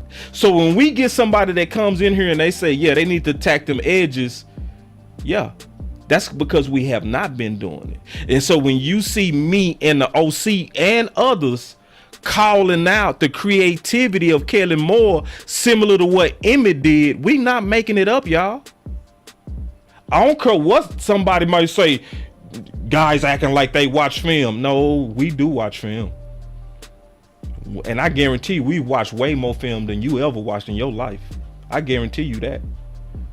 I guarantee you that. Like, cause there's some people, they like to troll people like the OC, myself, even Vach, like they don't put in work. Don't get me started on that, man. Don't get me started on that. I'm gonna move on from that. But nah, if I just let it play and let you use your own eyes, you ain't gotta trust me. Just use your own eyes and you tell me what was we doing. Yep. And then truth MDP, just to get it off my script. Yeah. So when I say sabotage, oh boss, you been a conspiracy theorist. And see, I don't mean diabolical sabotage. I'm talking about the sabotage that Mike McCarthy talked about, to where he warned, I don't like to micromanage none of my coordinators, because then they run plays just to get it off their call sheet. What do you think we seeing here? I'm gonna tell you what we seeing. Let me talk to let's talk about this in black and white. What we seeing is a whole bunch of get this off my call sheet. Jerry and Steven say they want 30. I'm gonna give y'all 30 touches. Here it is. Here it is. Yeah, you know what I'm saying? Here it is. Yeah, you want 30 touches? Up the middle. You want creativity? I ain't got nothing for you. Cause see, I gotta appease Jerry and Steve, and they want them 30 touches. See, Mike McCarthy over here, like, I want you to be creative. You can throw it, you can pitch it, you can hand it to him. You can throw it, you can pitch it, you can hand it to him. These are our feature backs. Y'all want to hear it again? Here we go. Personally, but listen to him. You know, you got two guys that are feature players. You know, they need to touch the ball. You know, whether we throw it to them, pitch it to them, hand it to them. You know, it makes no difference to me personally. But throw it, pitch it, and not just hand it to him. But what are we seeing? What are we seeing him do, dog? I can let people can say all day we don't watch film. So since we don't watch film, why don't y'all watch the film then? Okay, since we don't watch the film, I'm gonna let y'all watch the film. Don't listen to me. You look at it. What do you see? Now, all I did was cut up each one of these. That's actually a good play. That was a draw. Very good play.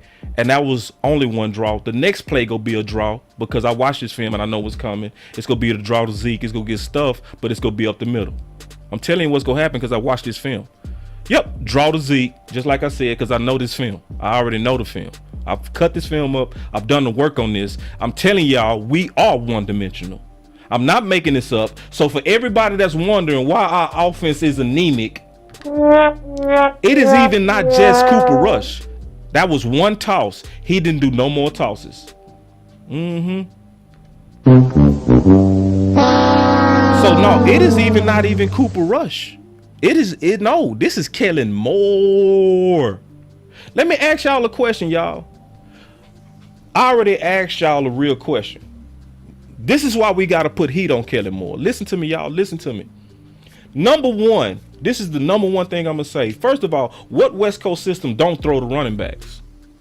Number two, what backup quarterback don't throw the tight ends and running backs to get their confidence up? Do you know how many passes or catches the tight ends and running backs had last week? You want to take a guess?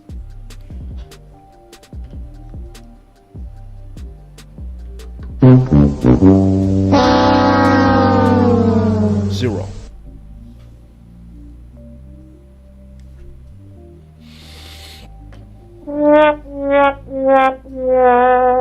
Zero. And then people, boss, support Kellen, boss. Support. Zero. They ain't catch no balls. The running backs or the tight ends. Zero. With a backup quarterback. Who does that? Who does that? All right. Yeah, so listen, y'all. And I know this is a little bit of a marathon show, but I already told y'all this is the most important subject of the entire offseason. I've been saying that. I've been consistent on that too. And we all should see it too. We all should see it now. Because when I was saying it this offseason, shut up, boss. Shut up. Our offense was number one, boss. Shut up. Boss, our offense was number one. That's why I don't like you, because you're negative. Boss, shut up. Okay. Well, what you think about that offense now? See, because it's easy to just smell the cologne of these wins because of that defense. But if you really, truly trying to win, you gotta open up your nostrils a little bit more and take a real sniff. And with that cologne of wins, you go get a little whiff of boo-boo. If you really know how to use your nose. And that boo-boo smell is one-dimensionalness. That smell, what's that? I smell cologne, you smell good, but then I start kissing you on your stomach and I start smelling fish. You were smelling good when I was kissing you on your lips, but then I worked my way down to that navel and I smell something else.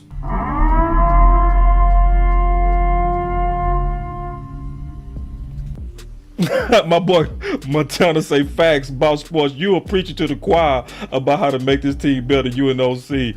I want to know who the choir is, dog, because I don't see a whole choir singing, bro. I don't see too many people talking about this, just being all the way honest. And I don't see enough people putting emphasis on this that it deserves. I see too many people actually giving Kellen Moore credit, which lets me know they don't know what they looking at. And they have not combed through the details of this. A lot of these people, they still kissing on the lips. They ain't got down to the belly button. See, I got down to the belly button and I smell fish. So I'm gonna work and once I smell fish, I know you're not clean.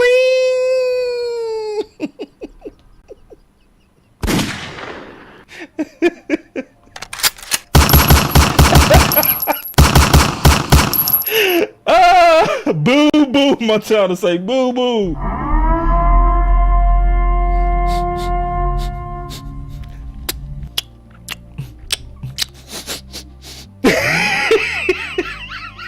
My boy say, not me, boss. I'm drinking that Kool-Aid.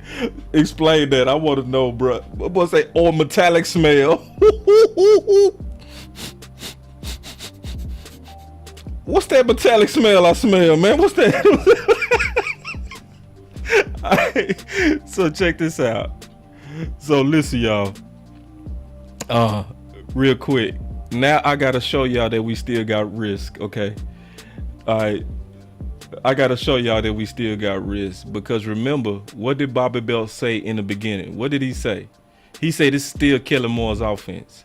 So since this is still Kellen Moore's offense, I think we should listen to Kellen Moore, because I think Kellen Moore got some clues for us if we listen up close. Okay, so let me listen to Kellen Moore real quick, and I got all these links in the description, and let me try to get some clues on this dude to try to see what we dealing with. Okay, because now if you've listened to this whole presentation, you should understand that he was basically made to run the ball. He didn't want to run the ball. And if you still think he wants to run the ball, I'm finna kill that for you right now. Okay, if you think he evolved, he didn't, because he really don't want to run the ball. So all we got to do is then look at October 10th, 2022. And remember, I told y'all the dates are important, because then we check the dates. Why is that date important? Okay, October 10th. So October 10th is important because that's the day after we beat the Rams, right? I got a $50 super chat. I sure appreciate that, big dog. You know I'm gonna shut up when boys drop 50. All right, so my boy say Dallas shall feast over the Feagles on Sunday night. Don't panic, beat the Feagles. I smell fish. I agree.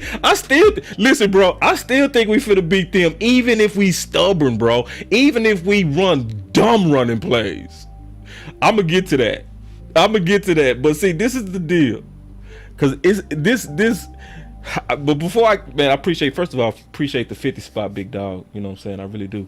But also, you very right on what you're saying. So check this out, y'all. Check this out. But listen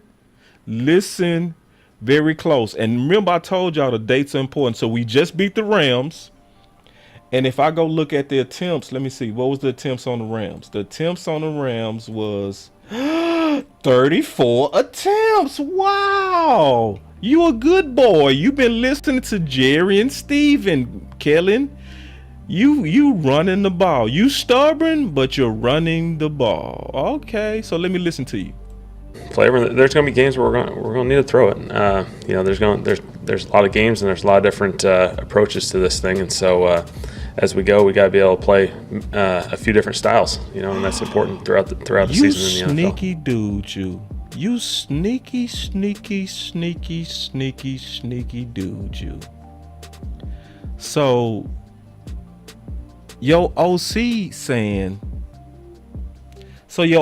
been saying that our identity and our winning formula is to run the ball. Then this boy come out and he says, even after we win against the champs, he still wanna listen, y'all. Telling y'all, man, we better watch this boy. Keep that boy on the leash. The vision of Mike McCarthy is to run the ball. He telling y'all this is our identity, y'all. He telling y'all this is our winning formula. Running the ball protects our defense. We want to lean on our defense, right? He telling everybody that. And Mike McCarthy clearly said what the vision is. He called it our winning formula 3 times. And even after he called it his winning formula 3 times, Mr. Trojan Horse came out and said this. I'm gonna just play it again. Flavor. There's going to be games where we're going to need to throw it. There's a lot of games and there's a lot of different approaches to this thing, and so as we go, we got to be able to play a few different styles. And that's important throughout the season in the NFL. See, and this is what you got to also realize. What does that likely mean? What that likely mean is we running the ball while we got Cooper Rush. What do you think his temptation is going to be when we get Dak back?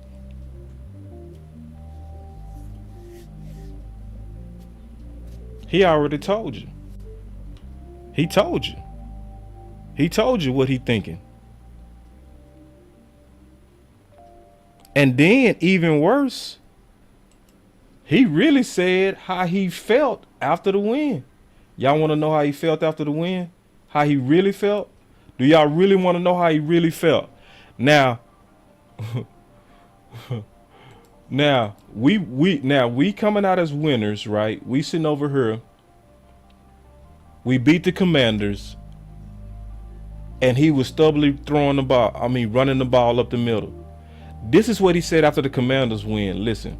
Earlier in your play calling career, were you as persistent with the run when you're kind of beating your head against the wall like that? Everything inside of me wanted to throw the football the entire Sunday. So, but you learn, you grow. I think it's just understanding there's different styles to every game. And yeah, you see why we gotta watch him? So I'm gonna tell y'all what to look for. As we continue to watch. Watch what he does in pivotal moments. Watch what he does on 3rd and 1, because he want that pass game to work.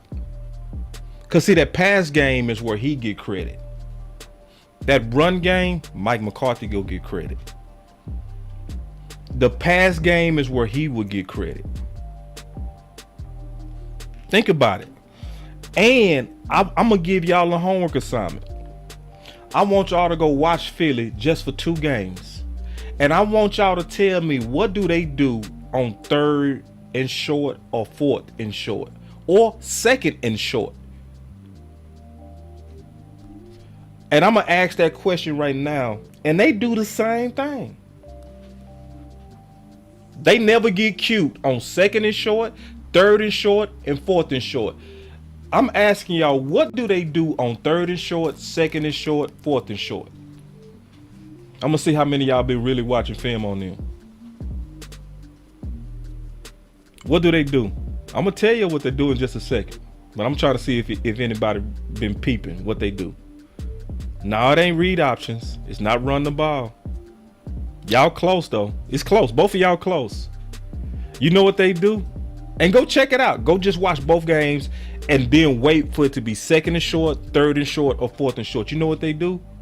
QB sneak consistently. Shannon Sharp hit it. QB sneak consistently. I saw them do it 2 times in a row. Boop, boop, QB sneak. It didn't work on this down. Let's do it on the next down. Why? Because Philly ain't trying to be cute. Philly just doing what worked. Montana hit it. They QB sneak every time.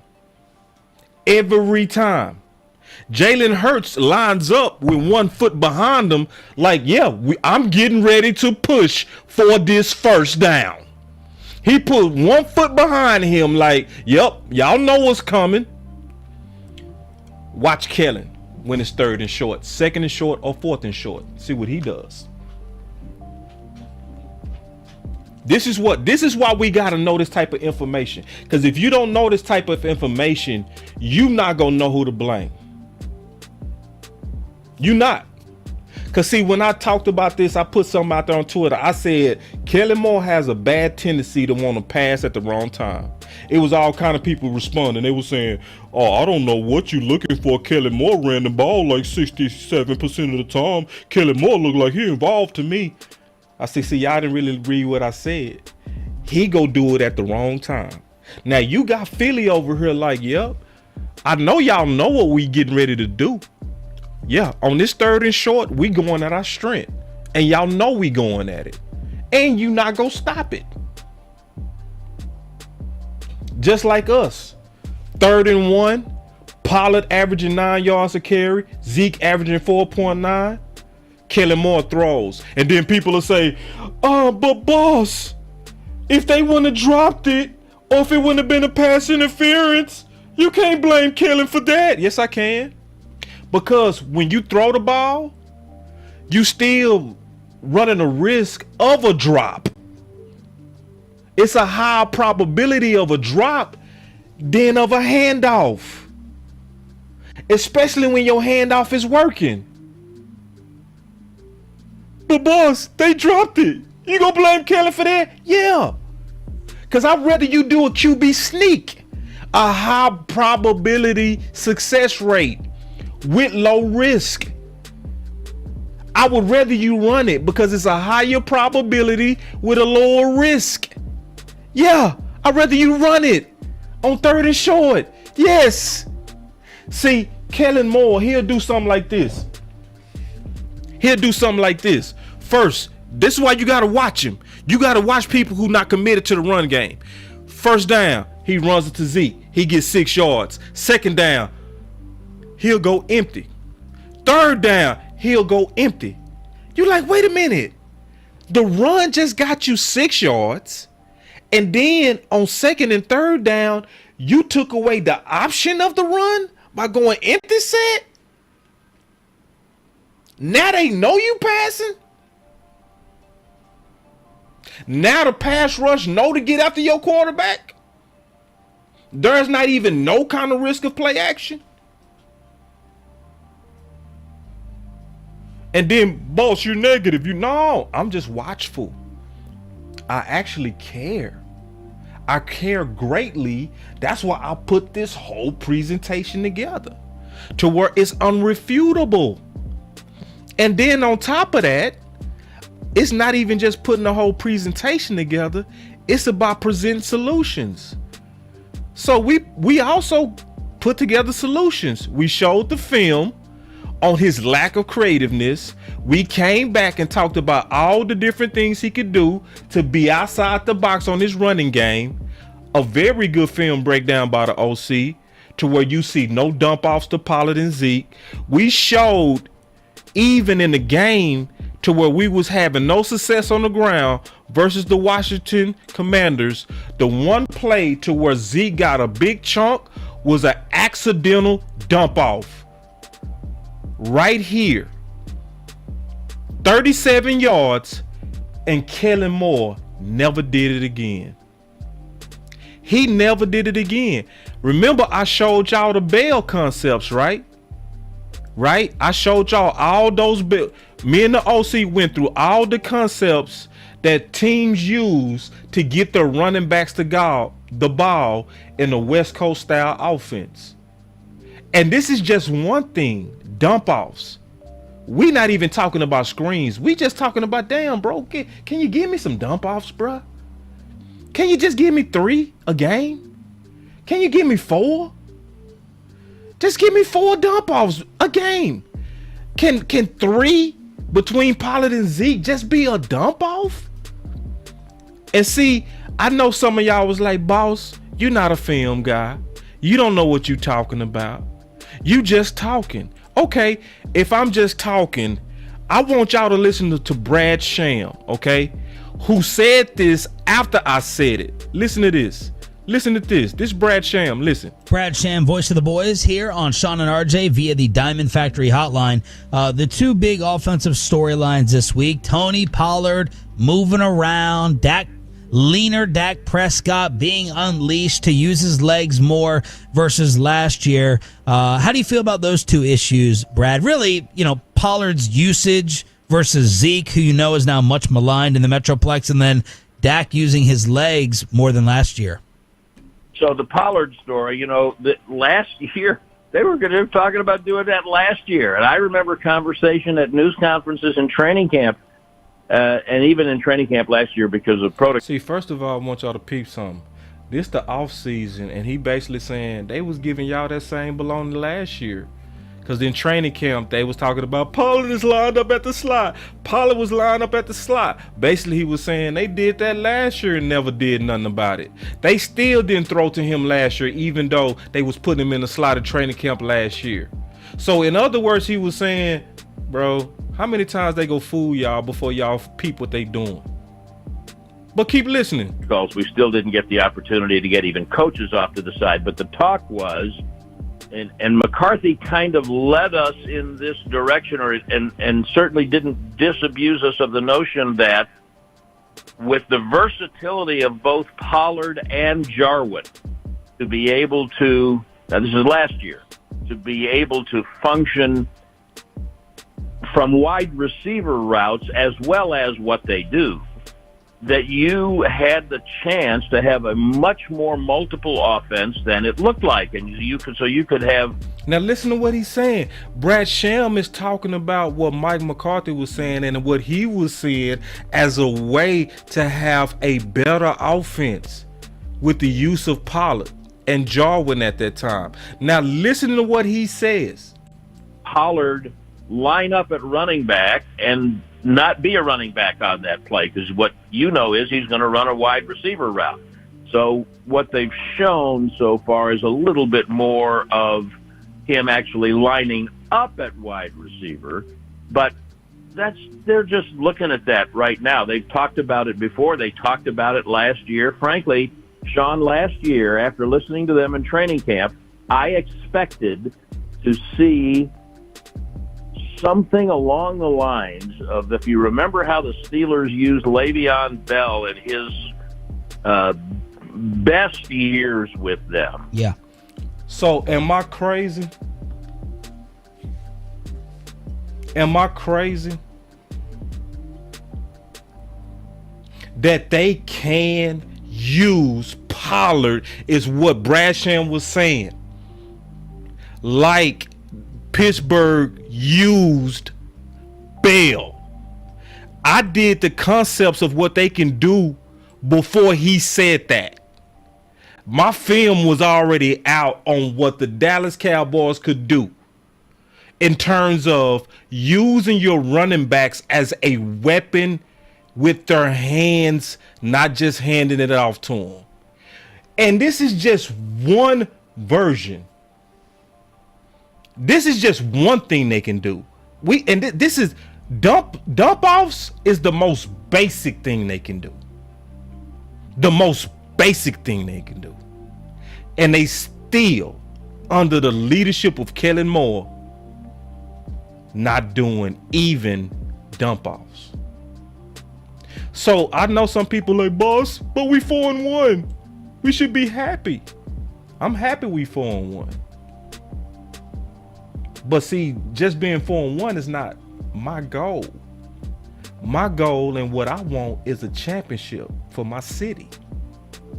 So why would anybody that wants a championship for their city be content in what we're seeing from our play caller? Why should we just take that? Why should we just lay down and be like, I'm content because we 4-1? No. Well, and I do understand this. Every Cowboy fan got different goals. Some people just want to have a good time being a Cowboy fan. Wearing the star is good enough for some people. Just wearing it and cheering. That's all they want. They just, boss, see, you get on my nerves because I just want to cheer, boss. I really don't care about all this. But our goal's different. That's all it is. You want to cheer. You want to have a good time. You have a good time during the season, just hoping. So anything that gets in the way of hope, you don't like it. So when I'm coming in here with answers, it makes you feel uncomfortable. Yeah, brother Spock. We 5-0 with a real OC. Easily. We are 5-0 with a real OC. Yes. Easily we 5-0. But I'm showing y'all all of this because this is what we got to keep our eye on. We have to keep our eye on the guy who really running the offense, and that's Kellen Moore. See, because Mike McCarthy done already laid the vision out. He done already put the parameters of the green pasture down. He said, throw it, pitch it, or hand it to him. I don't care what you do. But our featured players need to get the ball. You know, you got two guys that are featured players. You know, they need to touch the ball. You know, whether we throw it to them, pitch it to them, hand it to them. You know, it makes no difference to me personally. But Stephen Jones come out and say, I see touches as running Pollard. And so, listen, y'all, this fight is just as important as the first fight that we won. The first fight that we won was the free Mike McCarthy fight. And that's the fight that we actually got lucky on. Because if it wouldn't have been for Tampa, before he left, if it wouldn't have been for Tampa, we likely lose that fight. Just being all the way honest. If it wouldn't have been for Tampa, we likely lose that fight. But we win in that fight. Mike McCarthy, because he was, also put his foot on Kellen Moore's neck.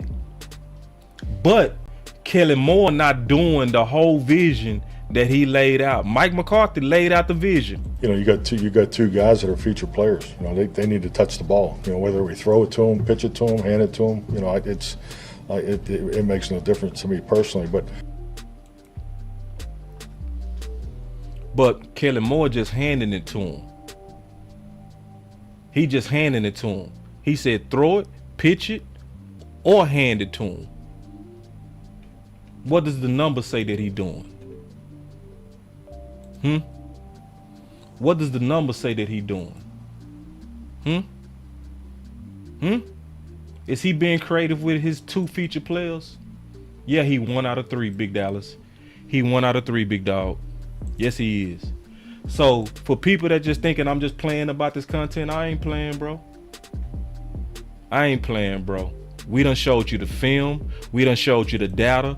We done showed you their own words. We done showed you Kellen Moore say himself, with a win, everything in me still wanted to throw the ball. And he didn't just say a little bit. He said all game.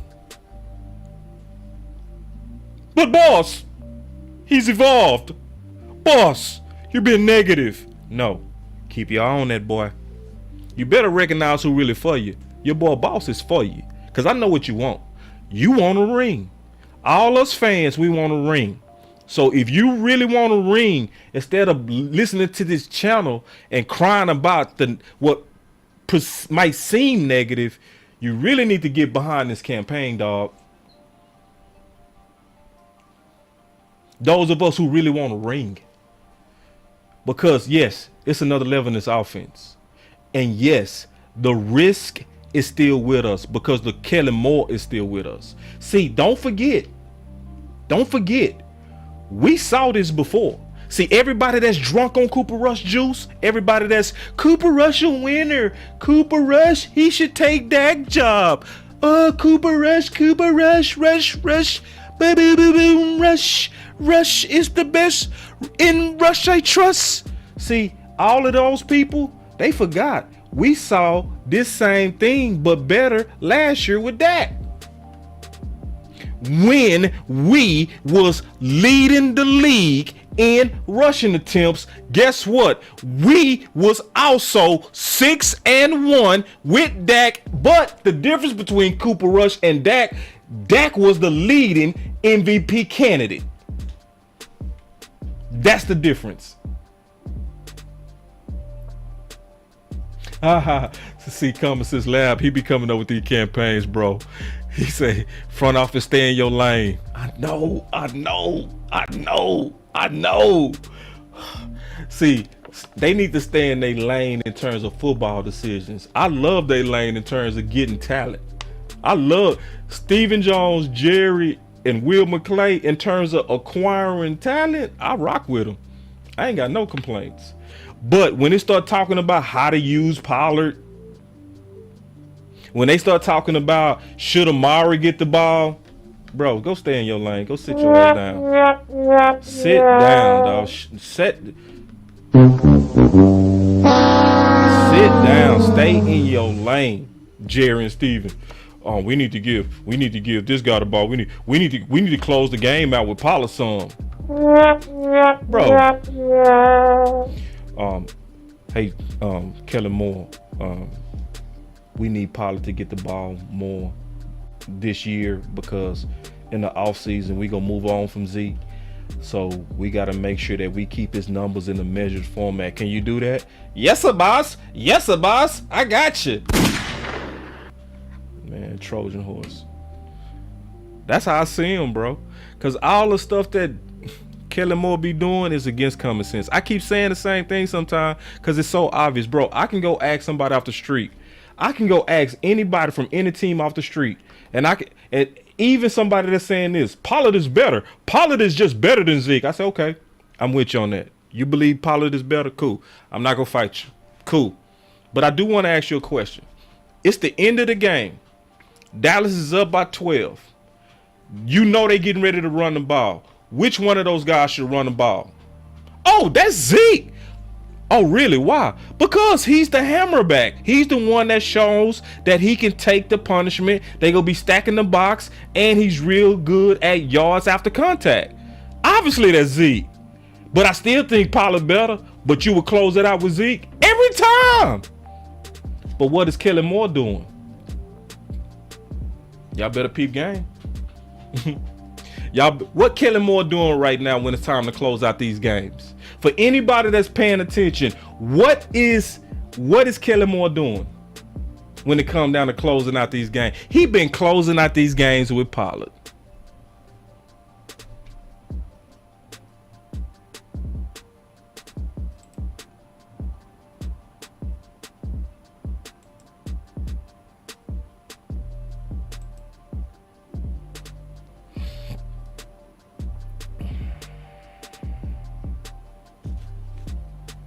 Better keep your eye on that, boy.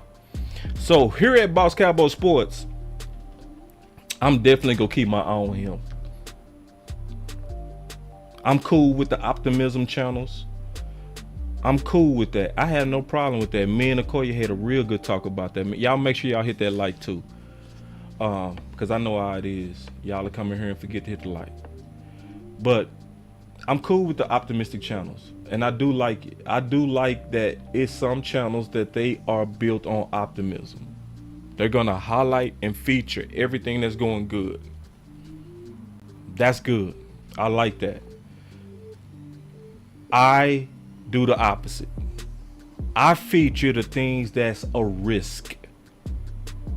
But what I do is I give solutions to try to fix those risks. So, more than likely, I'm concluding this series for this week. The series that we dealt with was Kellen Moore lacks of creativity.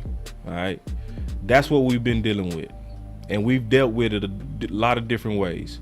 We first showed the lack of creativeness from the film.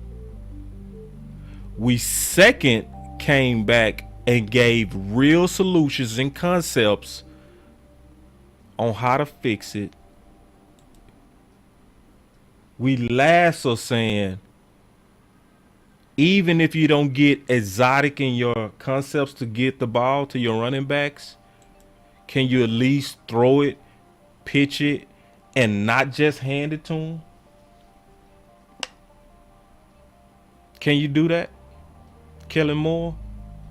Or are you going to continue to look like the yes man that it appears that you are?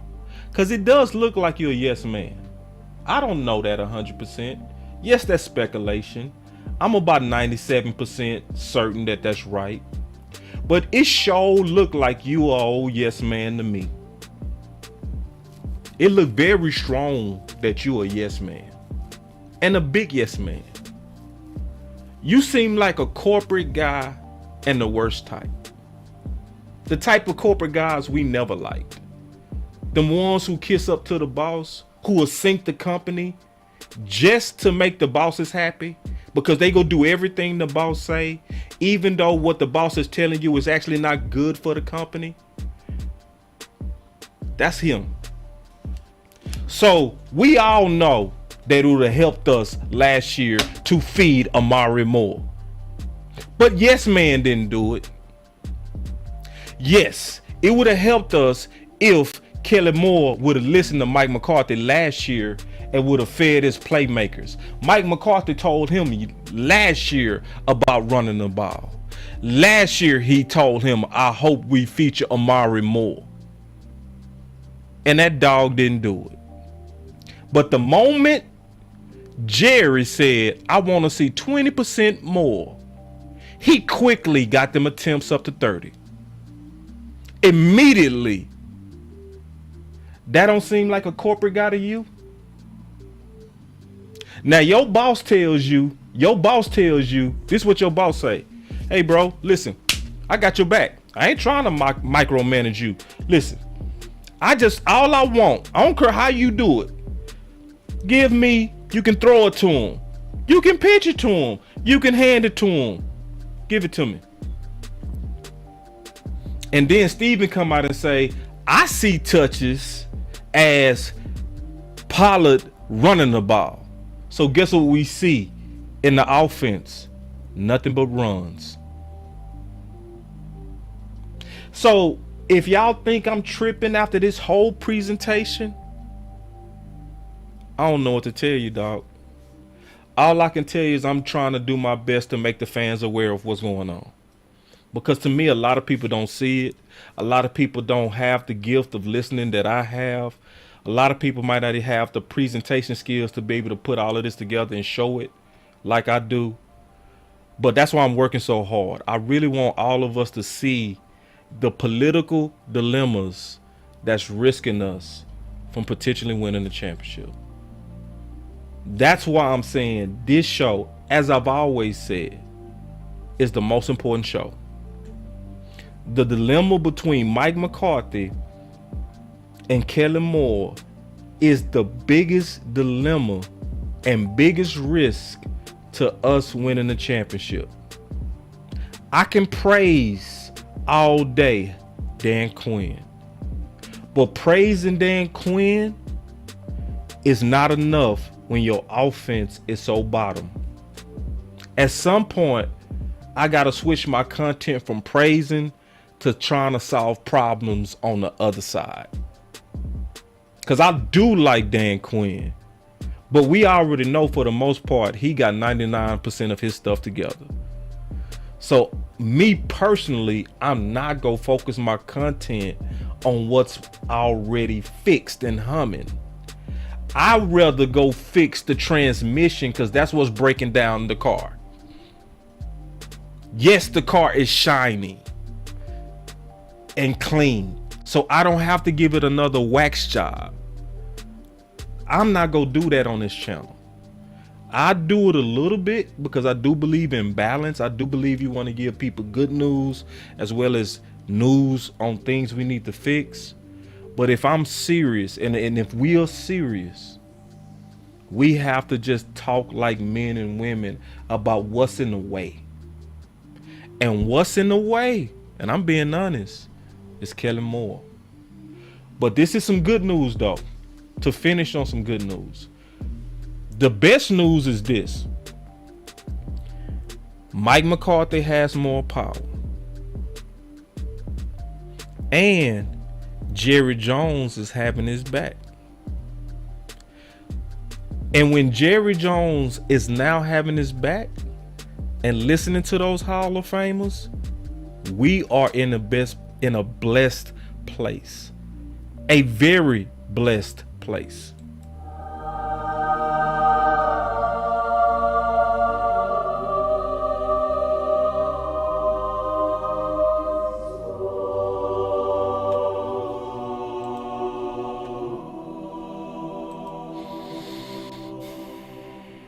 We are in a very, very, very, very blessed place. And this is how you know for sure.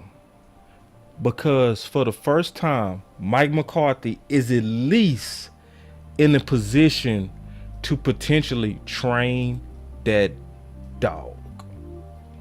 Because he couldn't train that dog at first.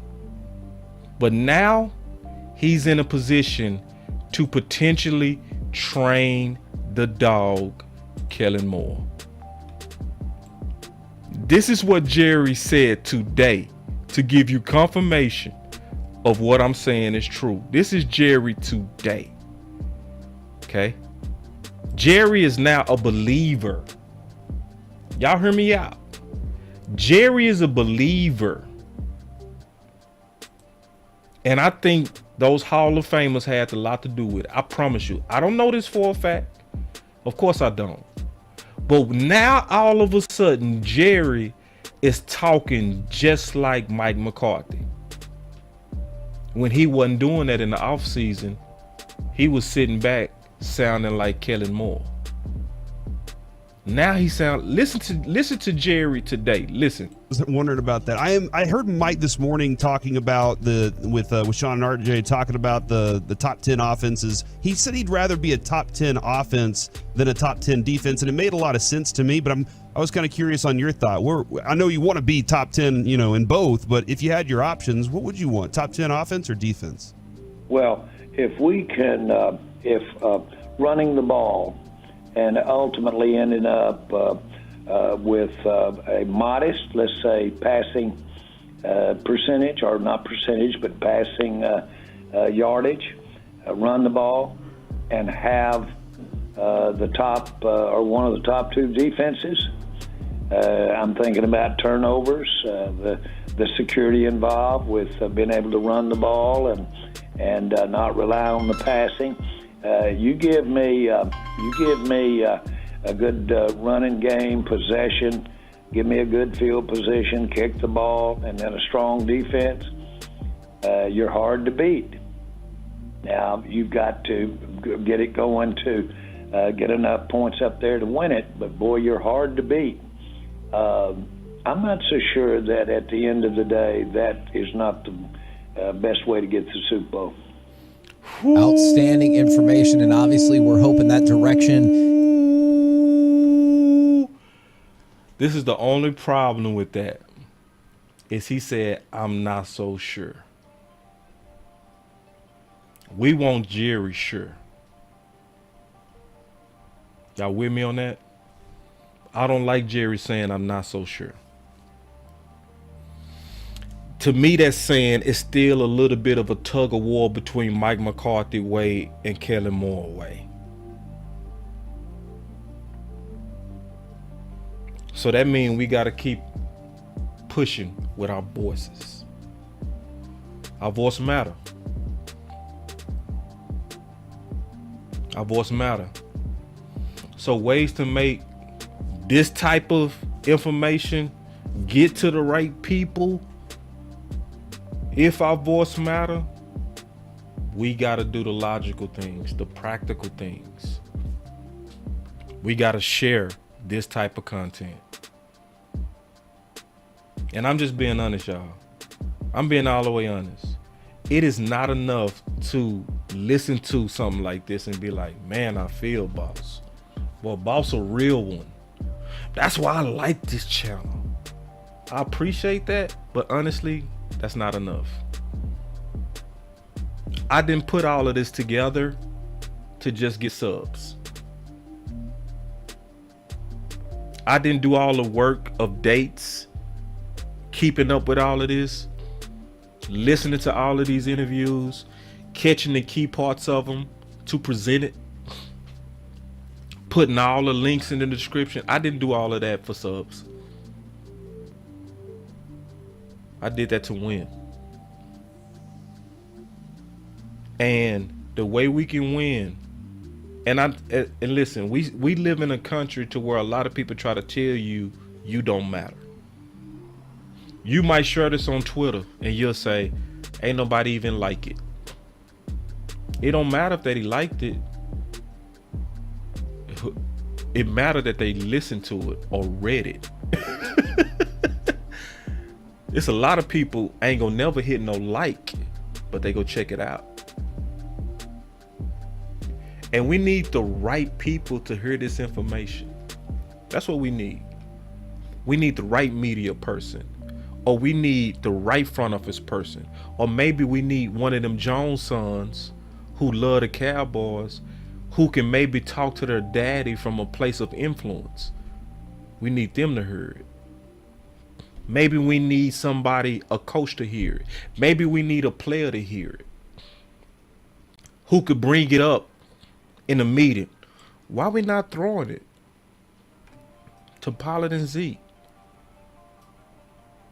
Why? So that's why everybody in the building shouldn't just hit the like. I appreciate the like. I do. Thank you. I really do. I appreciate the like. But most important is them shares. Especially on this show. Because this show is about the solutions. And I went through all the history to remove all the doubt. All the people that say stuff like, Kellen Moore is getting the touches. I don't know what you're complaining about. Well, if you send them this, they will see it because I went through all the history. I showed where Mike McCarthy was on a hot seat. I showed where they was ignoring the Hall of Famers until we got slapped by Tampa. I showed it. I showed how Kellen Moore was not listening to Mike McCarthy until Jerry Jones said, I want to see 20% more. Now all of a sudden we got them touches up. I showed you where he said himself, everything in me wanted to throw the ball all game. So when I say he is addicted to passing, y'all will say, or people that don't pay attention, but boss, what are you talking about? Look at all these rushing attempts. You're a conspiracy theorist. That's why I don't like your channel. Okay.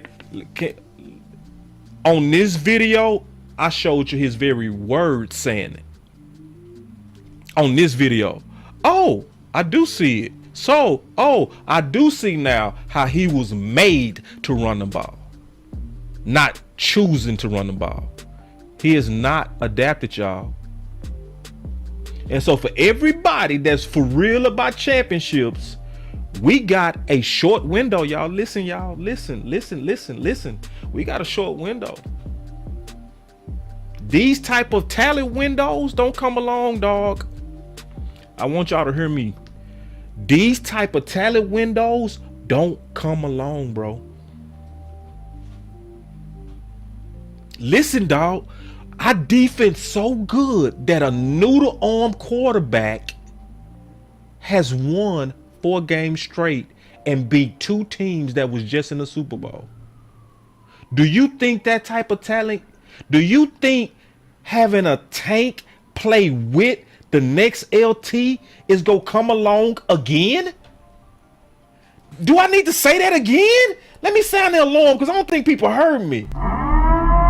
Do we really think the next LT is gonna play with, and I'm talking about Micah Parsons, do we really think Tank and him gonna play together forever? Do you think we gonna have this type of opportunity forever? So share it. And I mean it. Share this content, bro. Share this content and put your own testimony. Put your own words of what you thought about it. Don't just share it. Hey, I shared it. Shut up, boss. No, what did you think? What do you think about what you heard? Because remember, Kellen Moore was the very reason why them Hall of Famers was mad. Yeah. When Troy Aikman came out. When Emmett came out, they was mad. Emmett in Dallas, if a lot of y'all don't know this, Emmett is he really tries to live a life, a Christian life and a spiritual life. Listen to him almost cuss almost 80 times on it. Just listen to Emmett. Listen. I looked at what we did. I thought we offensively tried to feature some guys that we went away from our playmakers. And that's not what you should do. That's why I'm questioning some of the things that transpired. We see both these teams here at the Super Bowl. It's so easy for them to feed the ball to Cooper Kupp, right, Odell, even Chase. Why is it so hard for Dallas to be able to feed the ball to CD and Amari? Creativity, or the lack thereof creativity. Are we still struggling with that? The lack thereof of creativity? Throw it, pitch it, and not just hand it? And then you wonder why they were so mad, speaking out the way they was? When you have quality wide receivers like Amari Cooper, CeeDee Lamb, Gallup at the time, Wilson, and others. You create matchup issues by moving them all around. They should be able to run routes, and they should be interchangeable. I mean, we need to upgrade in our tight end position, to be honest with you. I don't think our tight ends were great pass blockers or run blockers. And that's the problem. Yeah. Especially when you're trying to run the ball with Zeke and Pollard and so forth. Yes. We need. Yeah. Especially when you're trying to run the ball with Zeke and Pollard and so forth. That's the problem. Yeah. Especially when you're trying to run the ball with Zeke and Pollard and so forth. Yeah. That's the problem. Yeah. Especially when you're trying to run the ball with Zeke and Pollard and so forth. Yes. We needed that guy that can actually block and run pass routes at the same time. So no one can actually key on us when we're in certain situations. And I think offensively, we kind of got away from the main thing being the main thing. And they need to get their Did you almost cuss right there? You telling me these dudes don't care? Kind of got away from the main thing being the main thing. And they need to get their act together. Main thing. And they need to get their act together in terms of calling consistent plays that are giving our guys and doing the things that you talked about. Calling consistent plays that are giving our guys and doing the things that you talked about. Calling consistent plays that are giving our guys and doing the things that you talked about. Calling consistent plays that are giving our guys and doing the things that you talked about. Creating ways for these guys to get the ball in their hands instead of the standard way of doing it. The creativity that I would expect from Kellen Moore needs to continue to evolve. Boy, he mad. And we need to take advantage of that.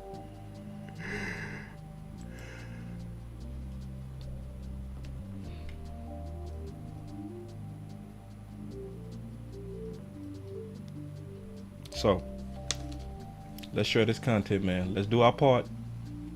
Let's do our part, and let's remain watchful, because here at Boss Cowboy Sports, as Boss Cowboy Sports, sometimes people mistake the passion that we have here, the OC and I. They mistake the passion that we have for disloyal. No, we're actually loyal. See, a lot of people, they devoted. It don't matter what happens, they're gonna cheer. Jerry and Steven can spit in their face and they still gonna be like, boy, that spit sure smells good. You really didn't mean to spit on me. That was just you just kind of clearing your throat.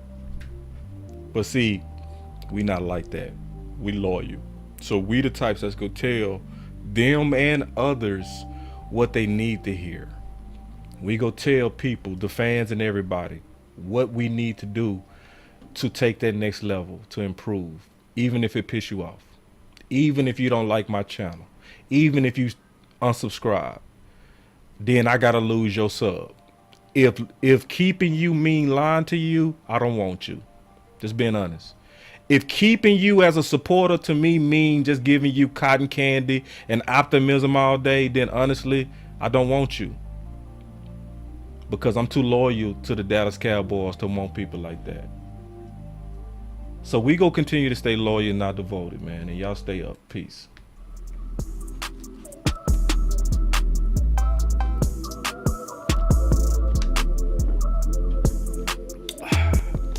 Boss Cowboy Sports. Beat Philly. Where your we finna voice beat them too, y'all. matters. Finna beat them again. That's how good we are. We finna beat them. Facts. And yes, I said it. Finna beat Philly. Overrated. But good. But way overrated. And I mean it. I ain't capping. Old Cinderella team. Media darling. The only thing y'all did, I ain't gonna lie, y'all pissed off our defense. Y'all finna see a pissed off Cowboy Sports. Watch how pissed our DB when they come out there. They finna slap Philly. Watch. Remember I said it.